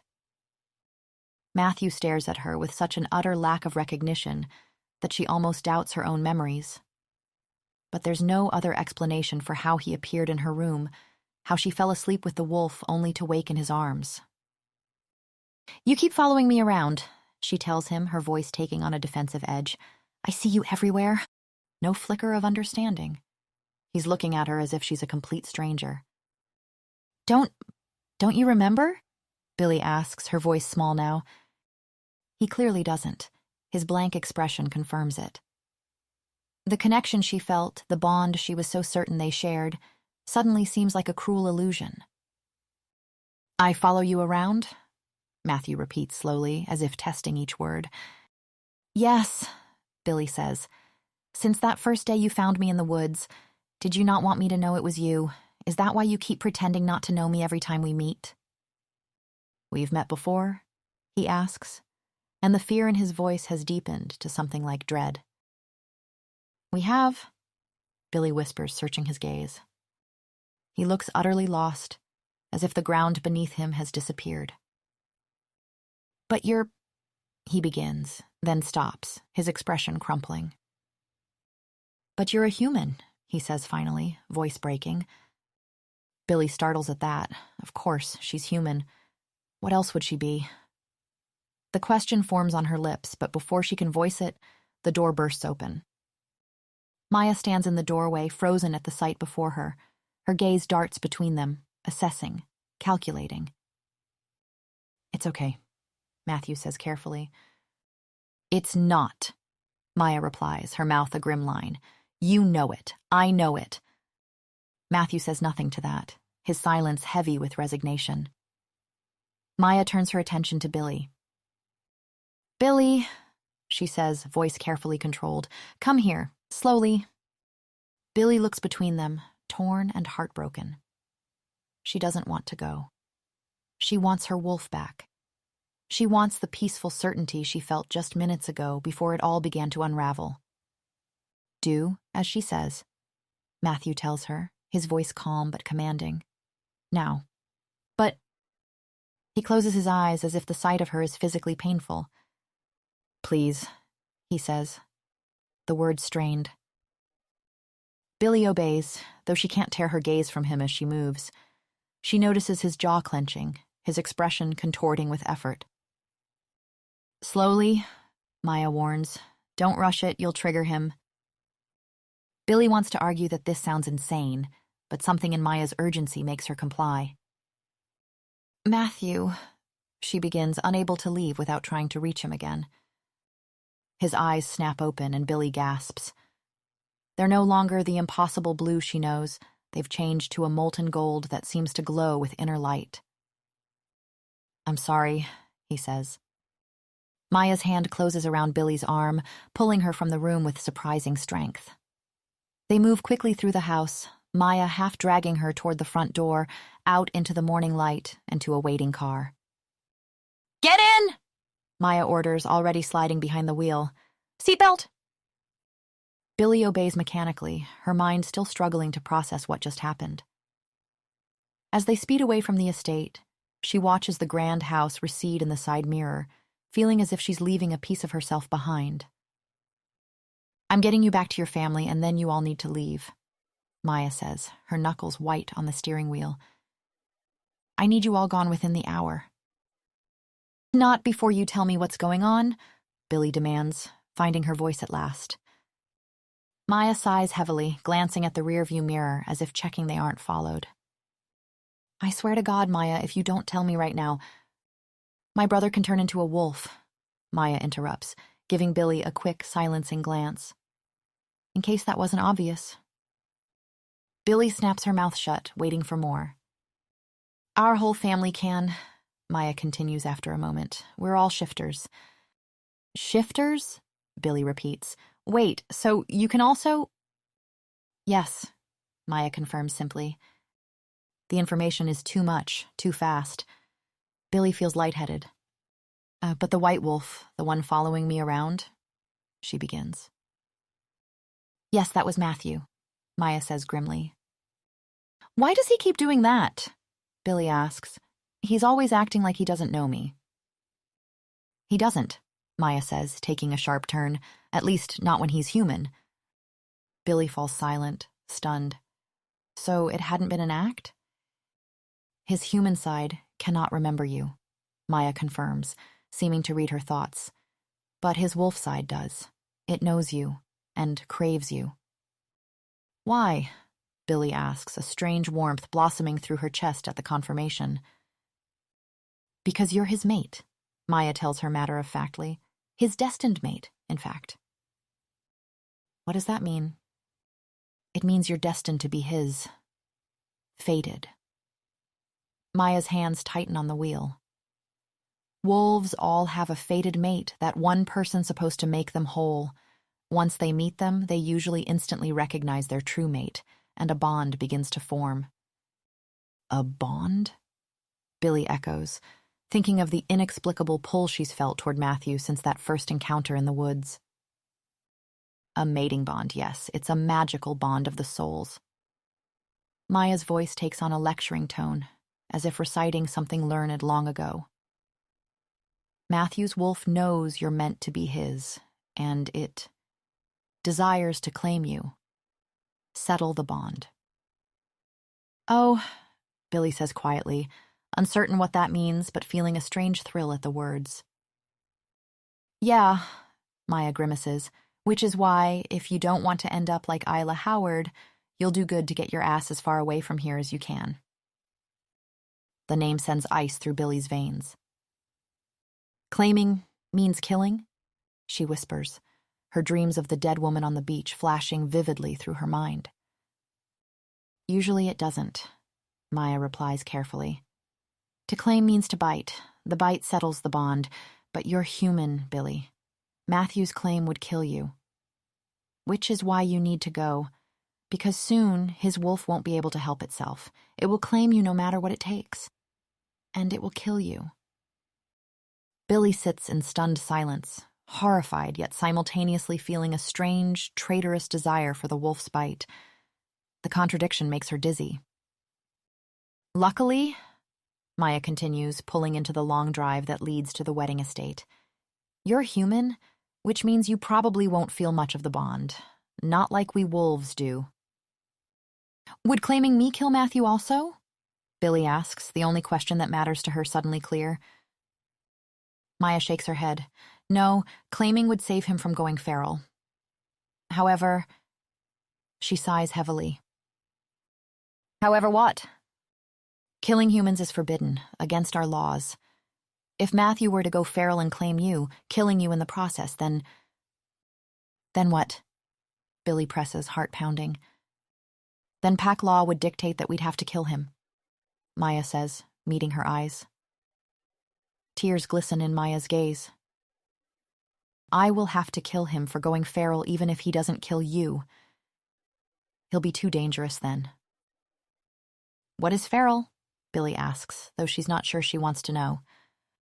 Feral wolves don't remember their human sides, Maya explains, her voice hollow. They're driven by instinct, driven by blood.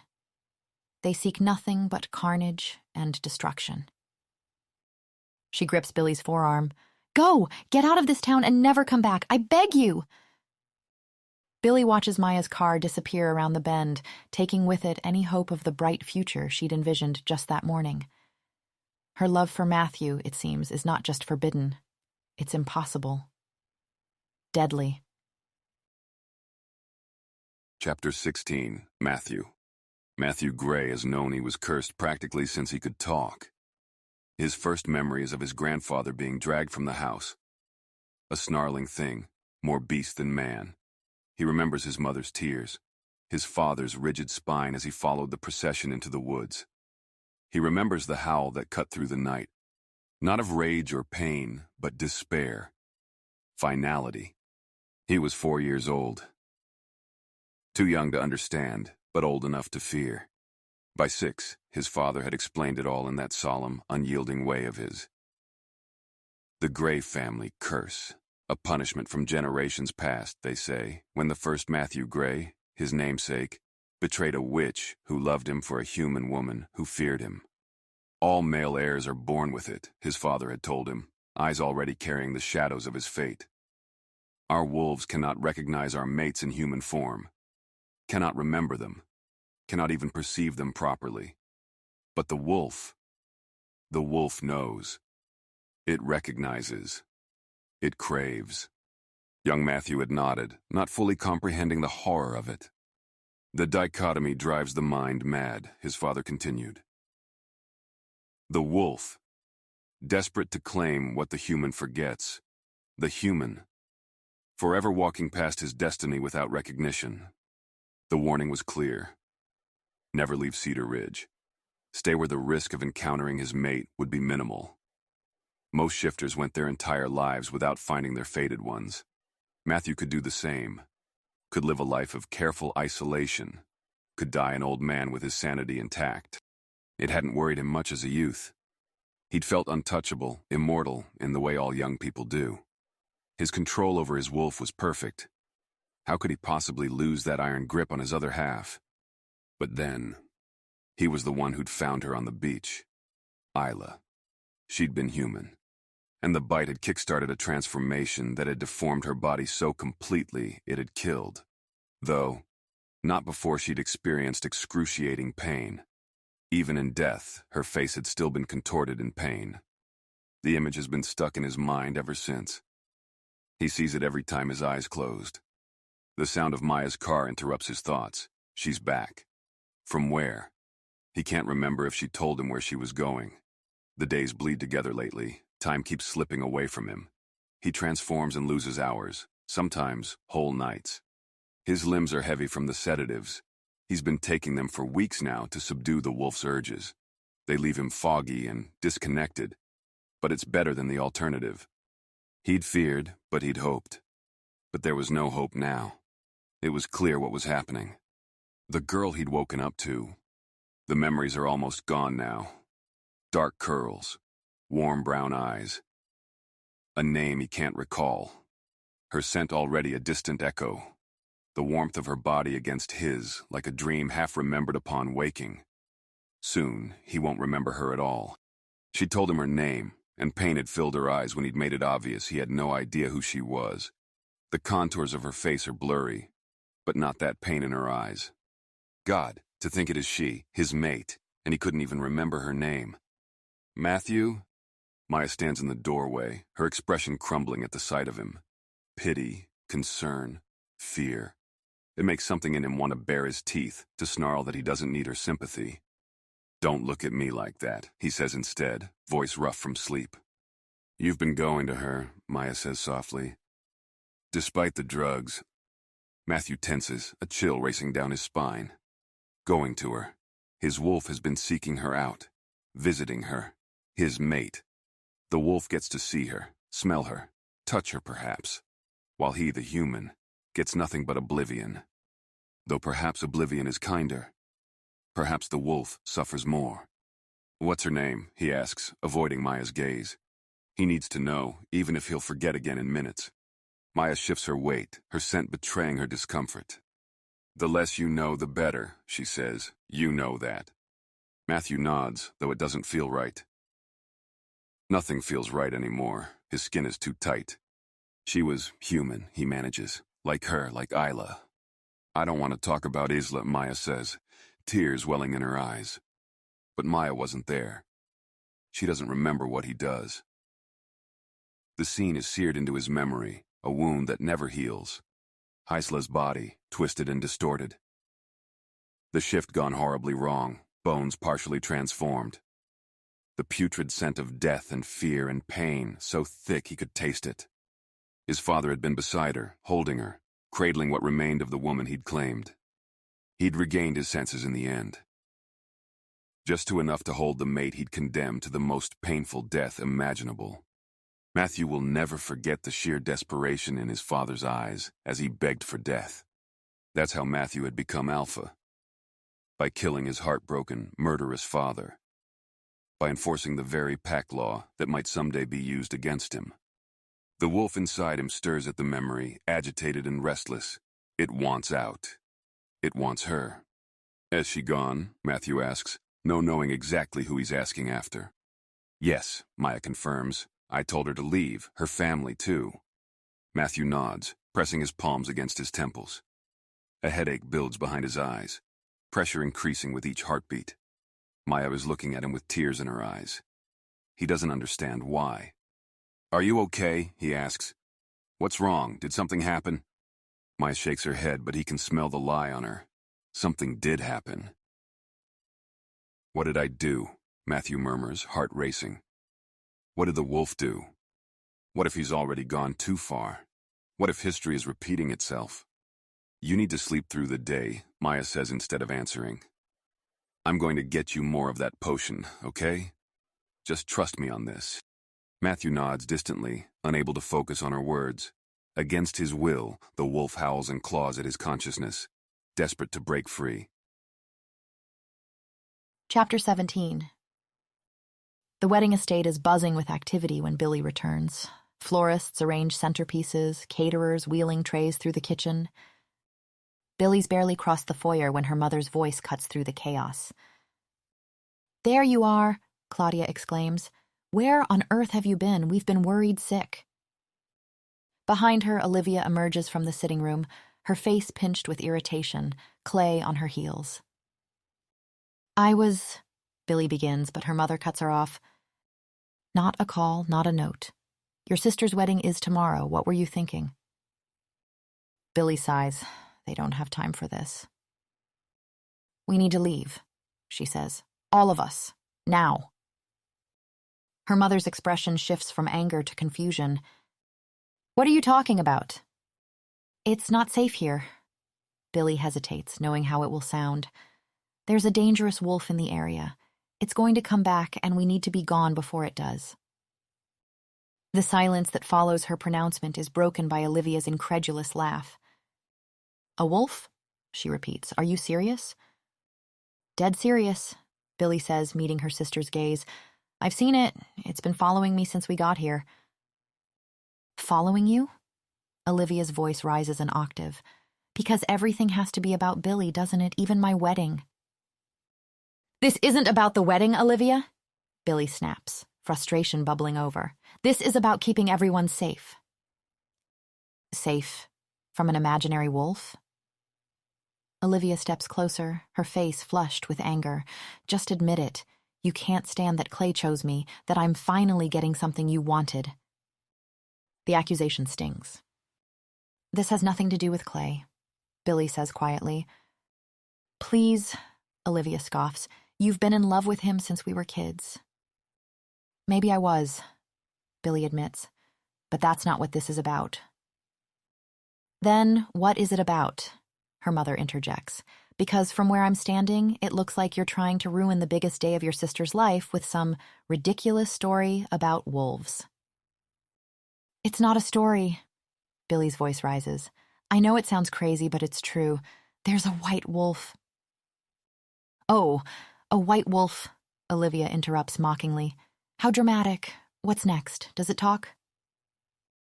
That's enough, Olivia, their father says, his voice unusually firm as he enters from his study. Robert Morgan is typically the family peacekeeper, content to let his wife handle confrontations. His intervention now silences the room. Dad, Billie appeals to him, hoping for an ally. Please believe me, we're not safe here. We're perfectly safe, her mother dismisses. The groundskeeper checked the property after those unpleasant incidents with the animals.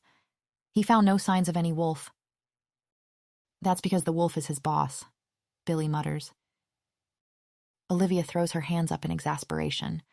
She's not making any sense. She just wants attention. That's not fair, Billie protests, hurt blooming in her chest.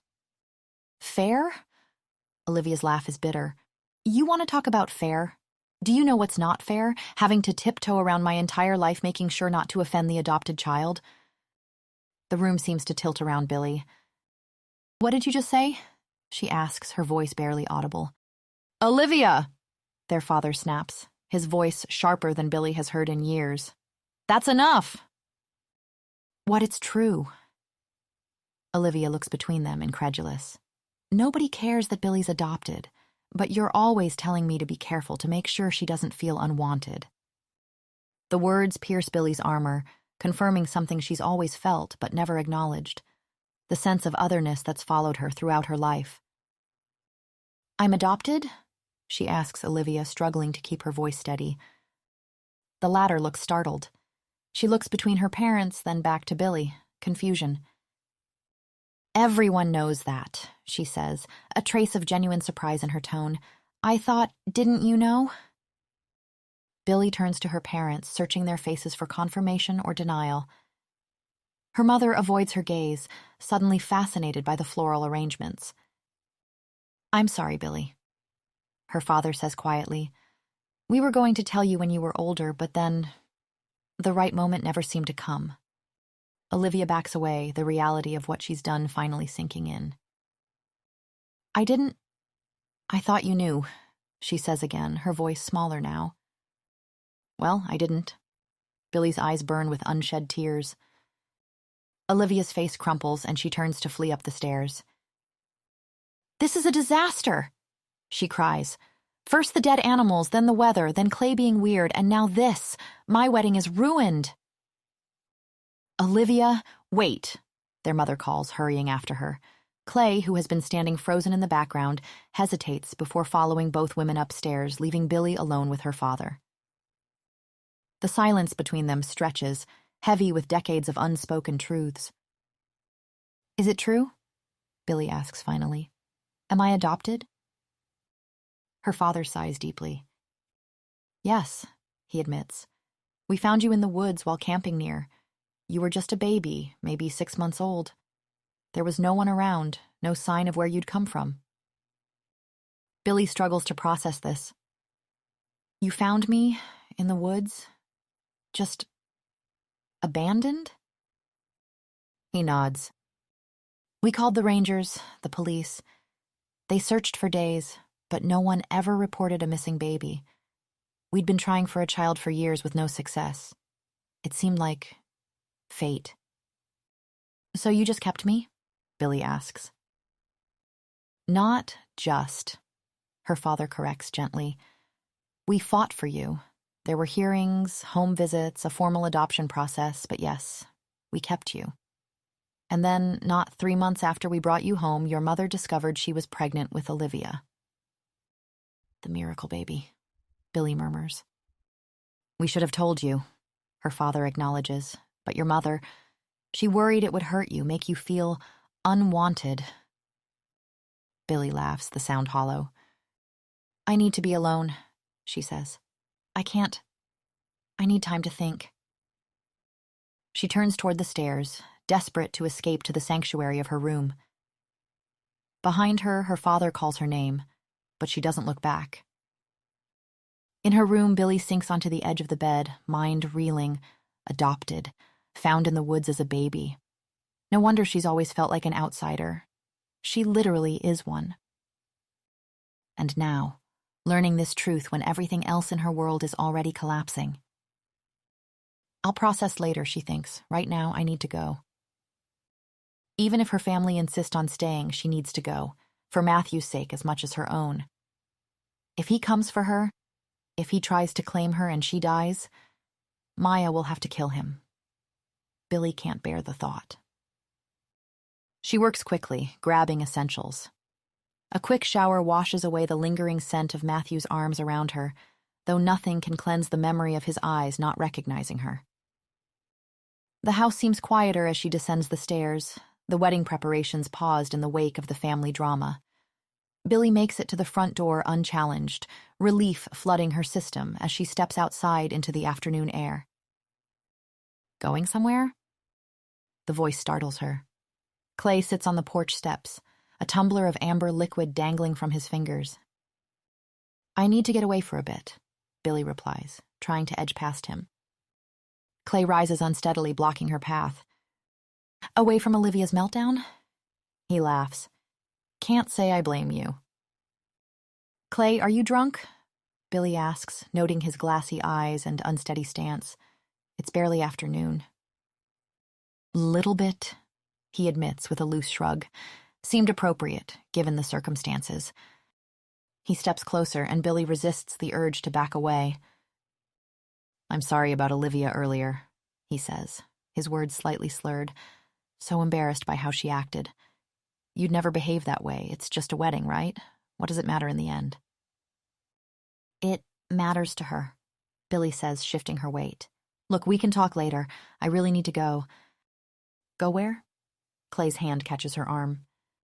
Just away, Billie says, unwilling to explain further. She offers a quick hug instead, hoping to end this conversation. I'm happy for you both. Congratulations. I'll see you. Clay's face presses against her hair, inhaling deeply. You smell different, he murmurs. Clay, Billie says firmly, trying to step back. You're drunker than I thought. Let's get you inside. I've made a mistake, he says, not releasing her. What do you mean? His arms tighten. It's always been you. I was just too blind to see it. Billie wrenches free. What are you talking about? She exclaims. You're marrying my sister tomorrow. We can fix that. Clay insists, reaching for her again. I love you, Billie.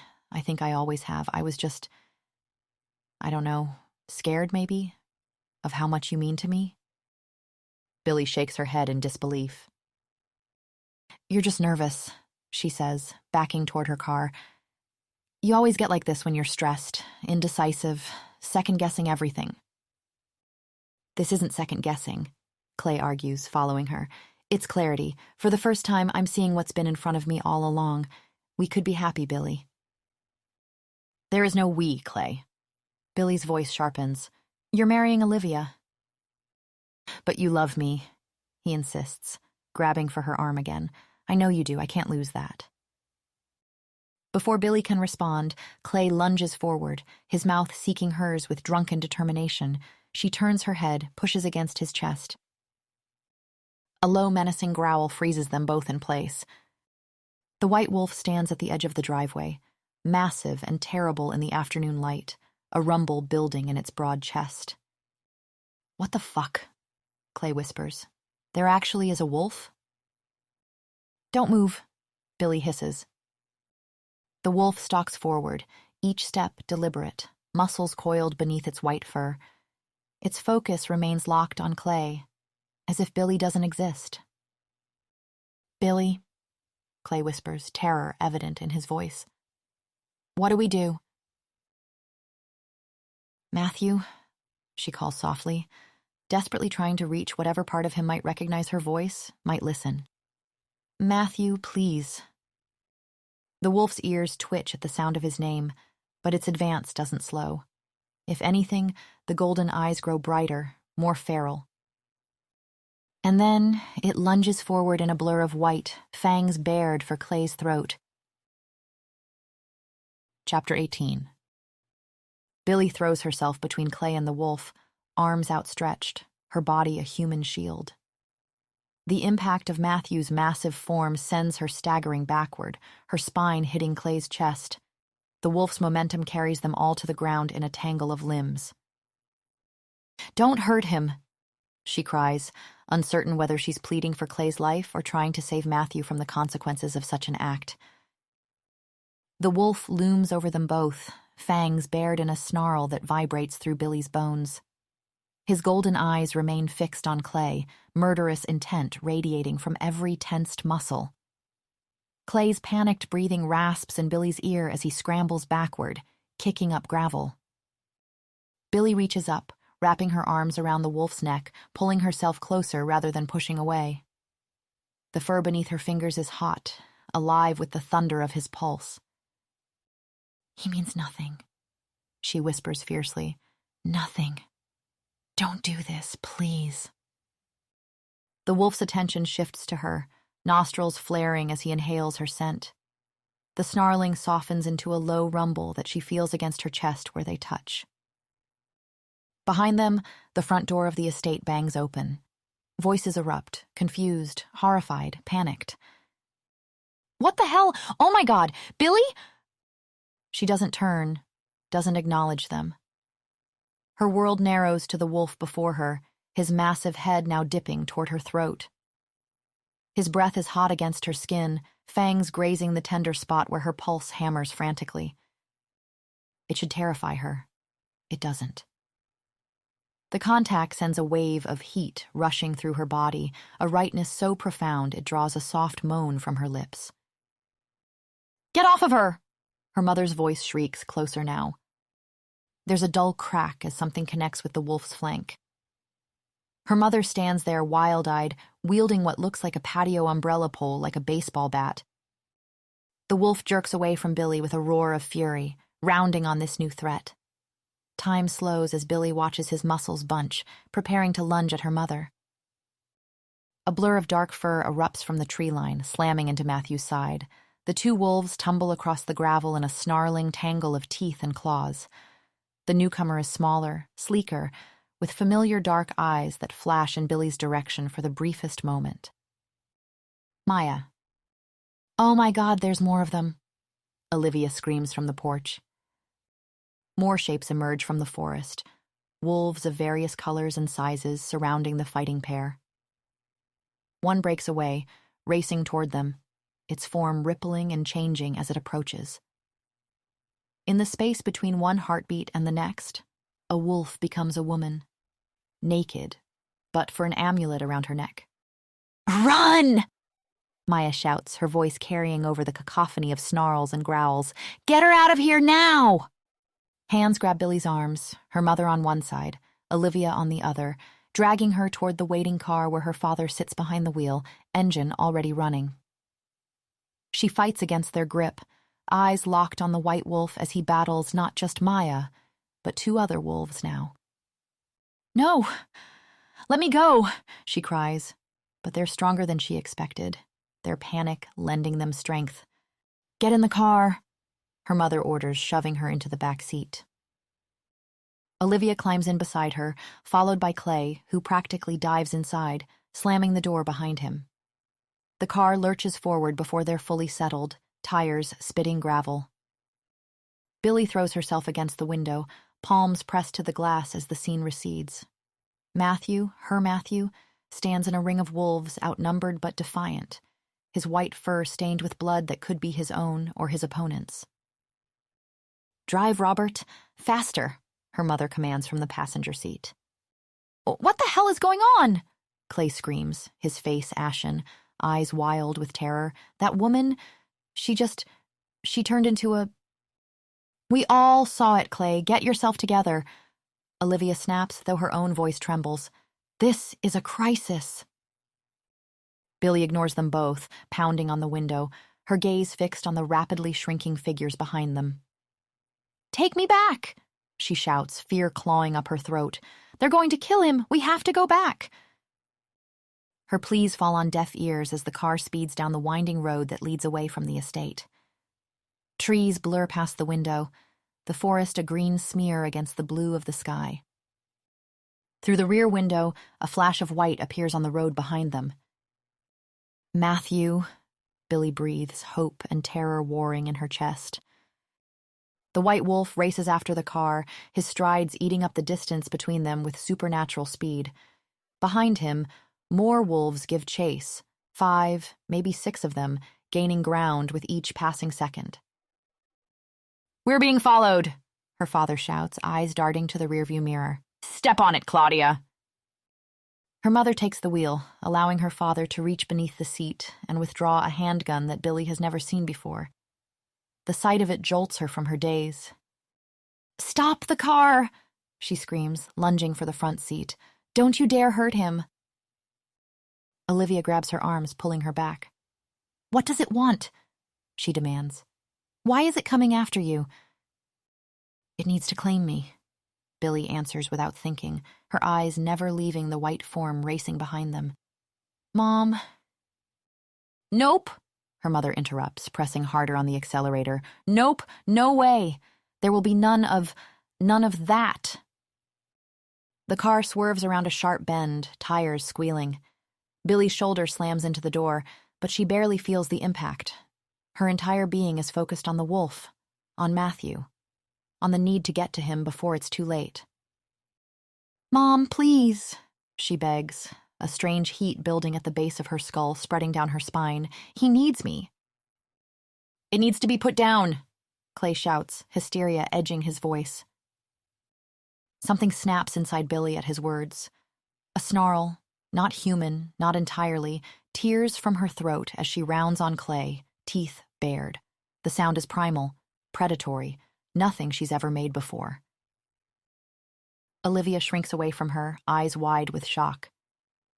"Billie, your eyes—" Billie doesn't wait to hear the rest. Some new instinct takes over, a certainty that transcends thought. In one fluid motion, she lunges across Olivia, grabbing the door handle and kicking it open with more strength than she knew she possessed. "Billie, no!" her mother screams as the door flies open, the rushing world beyond a blur of green and gray. Time slows. Billie locks eyes with her mother in the rearview mirror, sees the horror there, the fear, the incomprehension. Then she throws herself from the moving vehicle. The impact is brutal. The world spins in a kaleidoscope of sky and earth as she rolls across the asphalt. Pain explodes through her body, but beneath it, driving through it, is a certainty that makes the agony irrelevant. She comes to a stop on the shoulder of the road, gasping for breath that won't come. The sky above her wheels dizzily, clouds spinning in nauseating circles. Distantly, she hears the screech of brakes, her mother's hysterical cries. Then a shadow falls across her. The white wolf stands over her, his massive head lowering to her face, whining softly. His tongue laps at the blood on her cheek, her forehead, her scraped palms. Golden eyes search hers, filled with an anguish that breaks her heart. I'm fine," she whispers, though she isn't, not really. Her body is a symphony of pain, but none of it matters. Nothing matters except the wolf, except Matthew. She reaches up, tangling her fingers in the thick fur at his neck, pulling him closer. The pack is gaining ground. She can hear them coming, can feel their presence like a pressure in the air. Their eyes meet, gold to brown, and in that moment, Billie feels what Matthew feels, the desperation, the need, the certainty that this is right, that they belong together. His need becomes hers, burning through her blood, rewriting her very DNA. With strength born of desperation, she pulls him closer, guiding his muzzle to the curve of her neck, where pulse beats frantically against thin skin. "Go on," she urges, tilting her head to expose her throat fully. Behind Matthew, the pack emerges from the tree line, wolves racing toward them, too late to stop what's begun. Behind Billie, her family spills from the car. Her mother's screams and her father's shouts a distant backdrop to the moment that stretches between them. She feels his teeth graze her neck, testing, hesitating. The touch sends electricity racing through her nerves, a pleasure so acute it borders on pain. "Please," she whispers, her voice breaking on the word. The wolf's jaw opens wider, fangs pressing against her flesh with more intent now. Billie's hands fist in his fur, holding him close, refusing to let him pull away. Sharp teeth pierce her skin, a bright, brilliant pain that flares white-hot through her entire body. Chapter 19, Matthew. Blood. His mouth is full of it, hot, metallic, sickeningly sweet. Human blood. The taste yanks Matthew back to consciousness like a bucket of ice water. His wolf mind recedes, human awareness rushing in. The world sharpens, clarifies. The shift comes violently. Bones cracking, muscles tearing, fur melting into skin. One moment the wolf, the next Matthew kneeling beside. A woman with dark curls, blood seeping from puncture wounds on her neck. Beneath him is rough asphalt. In his nostrils, the scent of fear, sweat, blood. In his ears, screams, sobs, approaching wolves. And something else. Something that slices through his consciousness like a blade. Pain. Not his own. Someone else's. Hers. The woman's. He's feeling his mate's pain. It's agony. Horror crashes over him as recognition dawns. "No!" The word scrapes his throat raw. "No, Billie!" The curse shatters like glass, memories pouring in. Billie's wide brown eyes reflecting moonlight as she found him in the forest. Billie's tentative smile when he bandaged her ankle. Billie in his dreams, his thoughts, his blood. His mate. The woman he was destined for. The woman he has just condemned to death. "Oh God, what have I done?" His voice breaks as her body convulses against him. Blood bubbles from her lips as she struggles for breath. He knows what's happening. Has seen it before, with Isla. The claiming bite triggers transformation in humans, but their bodies can't withstand the change. Bones break, organs rupture, minds shatter from the pain.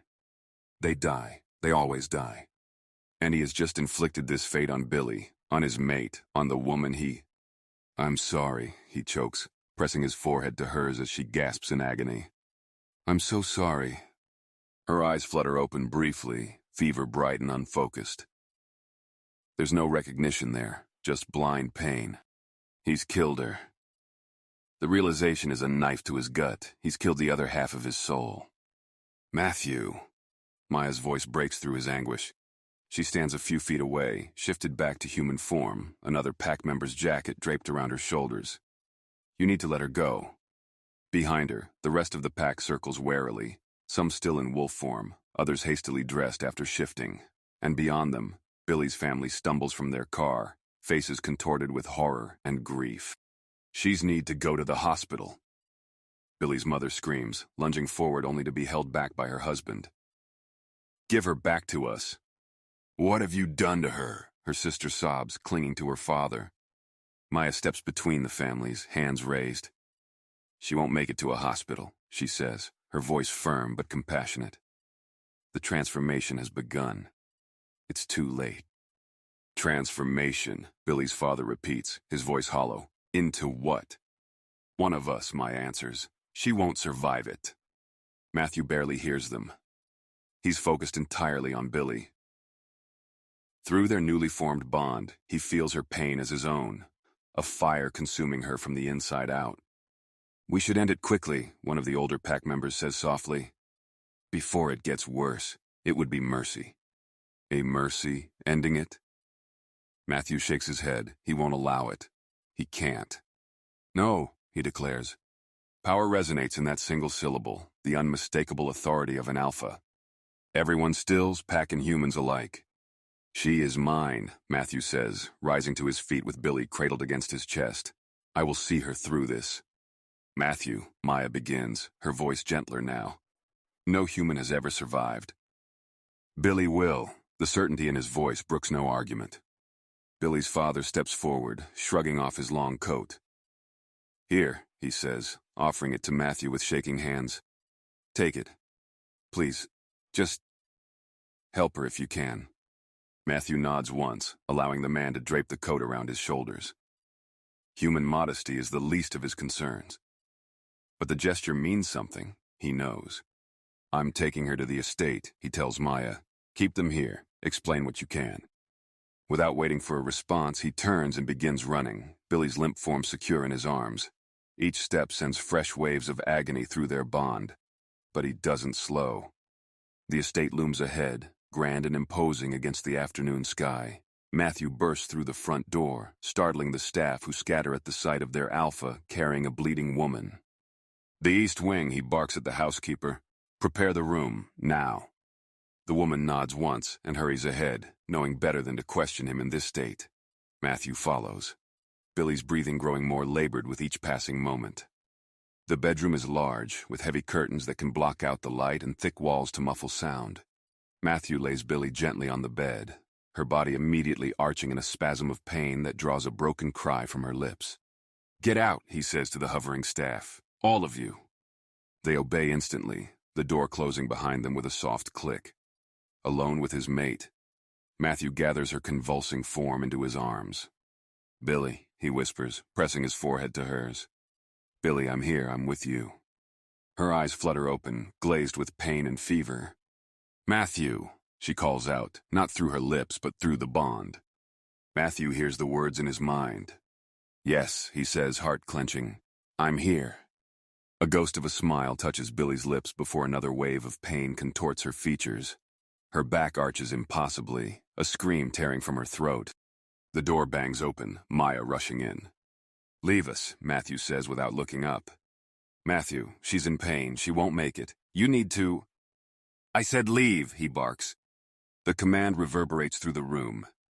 Maya backs toward the door, her expression full of sorrow. If she dies, she begins. If she dies, I don't want to live, Matthew interrupts. I want you to kill me. That is my final order as your alpha. Maya's face crumples, but she nods once before slipping from the room. Billie convulses again, her spine bending at an angle that would break a normal human. Matthew holds her through it, his arms gentle but firm, as he guides her through the pain. Breathe, Billie, he instructs, reaching for her through their bond. Don't fight it, let it take you. Her eyes find his, wide with terror and agony. I know it hurts, he says, pressing his lips to her forehead. But fighting makes it worse. You need to surrender to it. Let your body change. Another spasm racks her frame, this one stronger than before. Matthew feels her pain as his own, his body empathically mirroring her suffering. Through their bond, he reaches deeper, finding the core of her consciousness where terror and resistance rage. Listen for your wolf, he murmurs against her ear. It's there, Billie, find it. In his mind, he visualizes their connection. A golden thread binding them together, pulsing with life and love and possibility. And then, emerging. A presence stirring deep within Billie, ancient and wild. Her wolf. It's there, responding to his call. That's it, he encourages. Let it take over, Billie. For a moment, hope flares as Billie's breathing steadies slightly, her eyes clearing. But then a horrible cracking sound fills the room, bone breaking beneath the stress of transformation. Billie screams, the sound inhuman in its agony. Another crack follows and another. Her body begins to contort. No, Matthew moans, gathering her closer. Through their bond, he feels her consciousness dimming, slipping away as the pain overwhelms her system. Please, he begs, tears streaming down his face. I love you. Don't leave me. He buries his face against her neck, breathing in her scent. once so vibrant and alive, now tinged with the copper of blood and the acrid smell of approaching death. He presses his lips to the claiming bite, tasting salt and iron and despair, and then, instead of skin, there is fur. Soft silver-gray fur. The broken bones realign and muscles reform. Matthew pulls back to discover a sleek gray wolf with familiar brown eyes. "You did it," he whispers, a sob of relief breaking from his chest. He wraps his arms around the wolf's neck, burying his face in her fur. The wolf nuzzles against him, her movement still unsteady. Then she turns her head. Teeth sink at the junction of Matthew's neck and shoulder. He gasps, vision blacking out momentarily as the claiming bite takes hold. When he blinks his eyes open, the wolf is gone. In her place lies Billie, human again, naked and trembling, but alive. Her eyes meet his, a mixture of hope and uncertainty in their depths. "I'm Billie," she says quickly, as if afraid he might not recognize her. Matthew lets out a startled laugh. He cups her face between his palms. "I know," he whispers, choked. "I remember." Their first kiss tastes of salt and blood and triumph, of endings and beginnings and everything in between. And as he holds her, his mate, his miracle. Matthew knows with absolute certainty that the curse that has haunted his family for generations ends here, broken by a love strong enough to defy fate itself. Epilogue, Billie. 4 years later. "Push," the midwife urges, her weathered face intent. "One more, Luna." Billie bears down, a cry tearing from her throat. Matthew's hand crushes hers, his presence an anchor through their bond. "You're doing so well," he whispers, lips pressed to her temple. Through the red haze of pain, Billie's mind flashes to how they got here. To the day they discovered that she'd been born a shifter, her wolf nature masked by the curse that had plagued the Gray family for generations. Her birth parents had abandoned her, believing she had no wolf, a terrible shame among their kind. "Does it bother you?" Matthew had asked, "learning that your birth parents abandoned you?" "No," she'd replied. "The Morgans are my family. They raised me, loved me, even when they didn't understand me." The revelation had explained so much. Why she'd healed quickly, why strong scents disturbed her, why being confined indoors made her restless. She knew who she was now. Another contraction seizes her. She draws strength from Matthew, channeling her wolf's endurance as she pushes one final time. A cry pierces the air, tiny, indignant, perfect. "A boy," the midwife announces, placing the squalling infant on Billie's chest. Billie stares at her son, tears blurring her vision. Tiny fists wave in the air, little lungs working powerfully. "I want you to know you're wanted," she whispers. "Always." Matthew makes a choked sound beside her, wonder and disbelief mingling in his expression. He's come a long way, too. She remembers his nightmares. How often he'd wake gasping, haunted by memories he'd tried keeping hidden for too long. How he'd pull away during intimate moments, convinced his wolf would hurt her. "I killed my own father," he'd confessed one night. "I can still feel his blood on my hands. I never want to be that monster." It had taken months of patience, of unwavering love, to help him believe the curse was truly broken, that he could love Billie without fear. Later, when they're alone with their son, Matthew touches the baby's cheek with reverent gentleness. "He's free," he says softly, "the first Gray in generations born without the curse." "How can you be sure?" Billie asks. Matthew smiles. "I can feel it. The curse died when you completed our bond. You broke the chain, Billie." That evening, Matthew presents their son to the pack. The Morgans stand at the front, Billie's father beaming proudly, her mother dabbing at tears, and Olivia, who had wisely dumped Clay months ago after realizing she deserved someone who truly wanted her, trying to take photos. A hush falls as Matthew raises the child for all to see. "Our son," he announces. The next alpha of Cedar Ridge, born without the curse that has plagued our bloodline for generations. One by one, each wolf tilts their head back in submission, honoring not Matthew but Billie, the Luna who broke the curse. Her mother gasps softly at the sight, finally understanding her daughter's true place in this world. "You gave him life," Matthew says later, kneeling beside their bed. "But more than that, you gave him a future. You gave our entire pack a future." Billie looks down at their child and feels complete. From abandoned baby to Luna, from outsider to savior, her journey has come full circle. "What shall we name him?" she asks. "Something new," Matthew says. "Something that looks forward, not back." "Ethan," Billie suggests. "It means strong and enduring." "Ethan," Matthew agrees, hope unshaded by fear for the first time. "Our strong one. Our future." Moonlight spills through the window, and Billie feels a profound sense of rightness settle in her soul. This is what she was born for, not to be cursed, but to break curses, not to be forgotten, but cherished, and not to be abandoned, but to create a family of her own, one that bridges the world of humans and wolves. Thank you for listening, everyone. If you enjoyed the story, don't forget to like and leave a comment. It really helps support the channel. I'm already brainstorming my next story, but I'd love to hear from you. Is there a trope, plot, or character type you've been craving? Don't hesitate to drop your ideas in the comments.